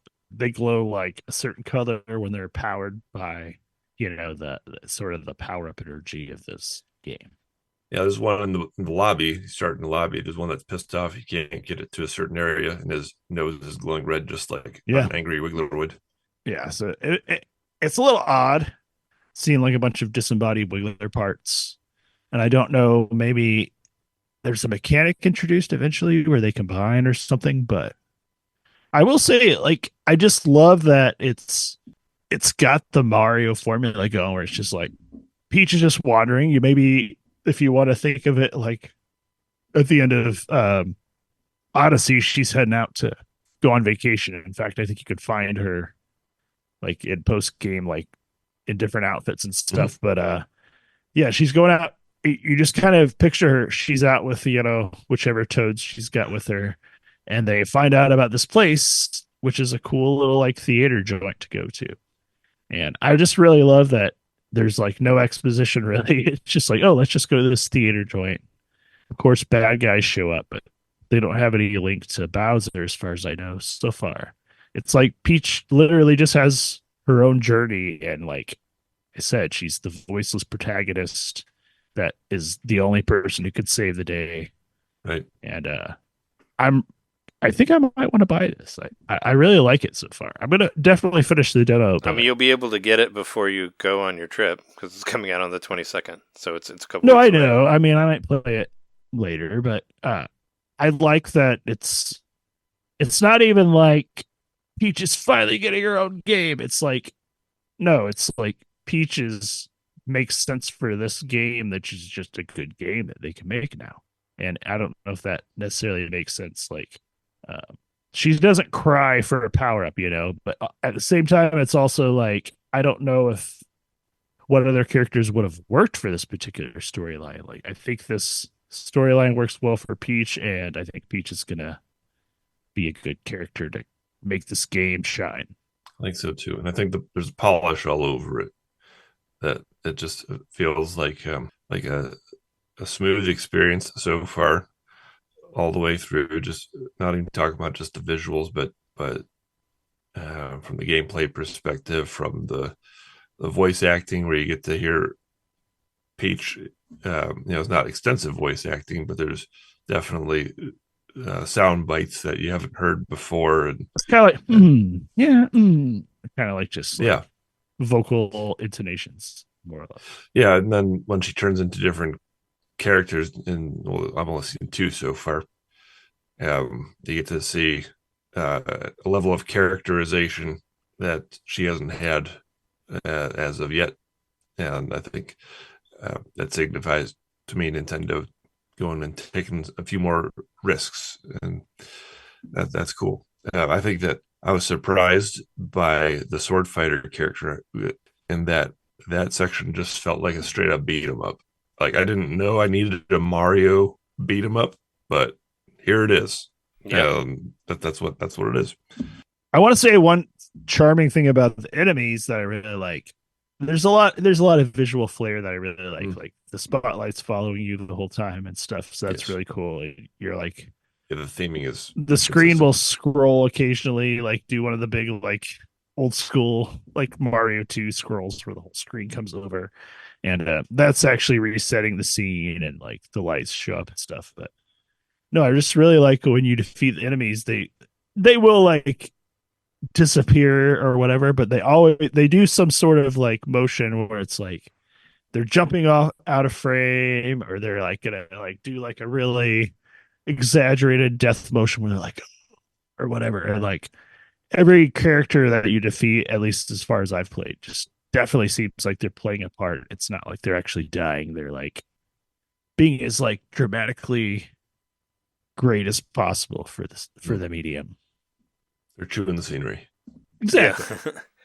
Yeah. No, I definitely want to check it out. I'll check it out after this, but I think Jess might like it. But I think it seems like an easier game to. I don't know if so far for better or worse.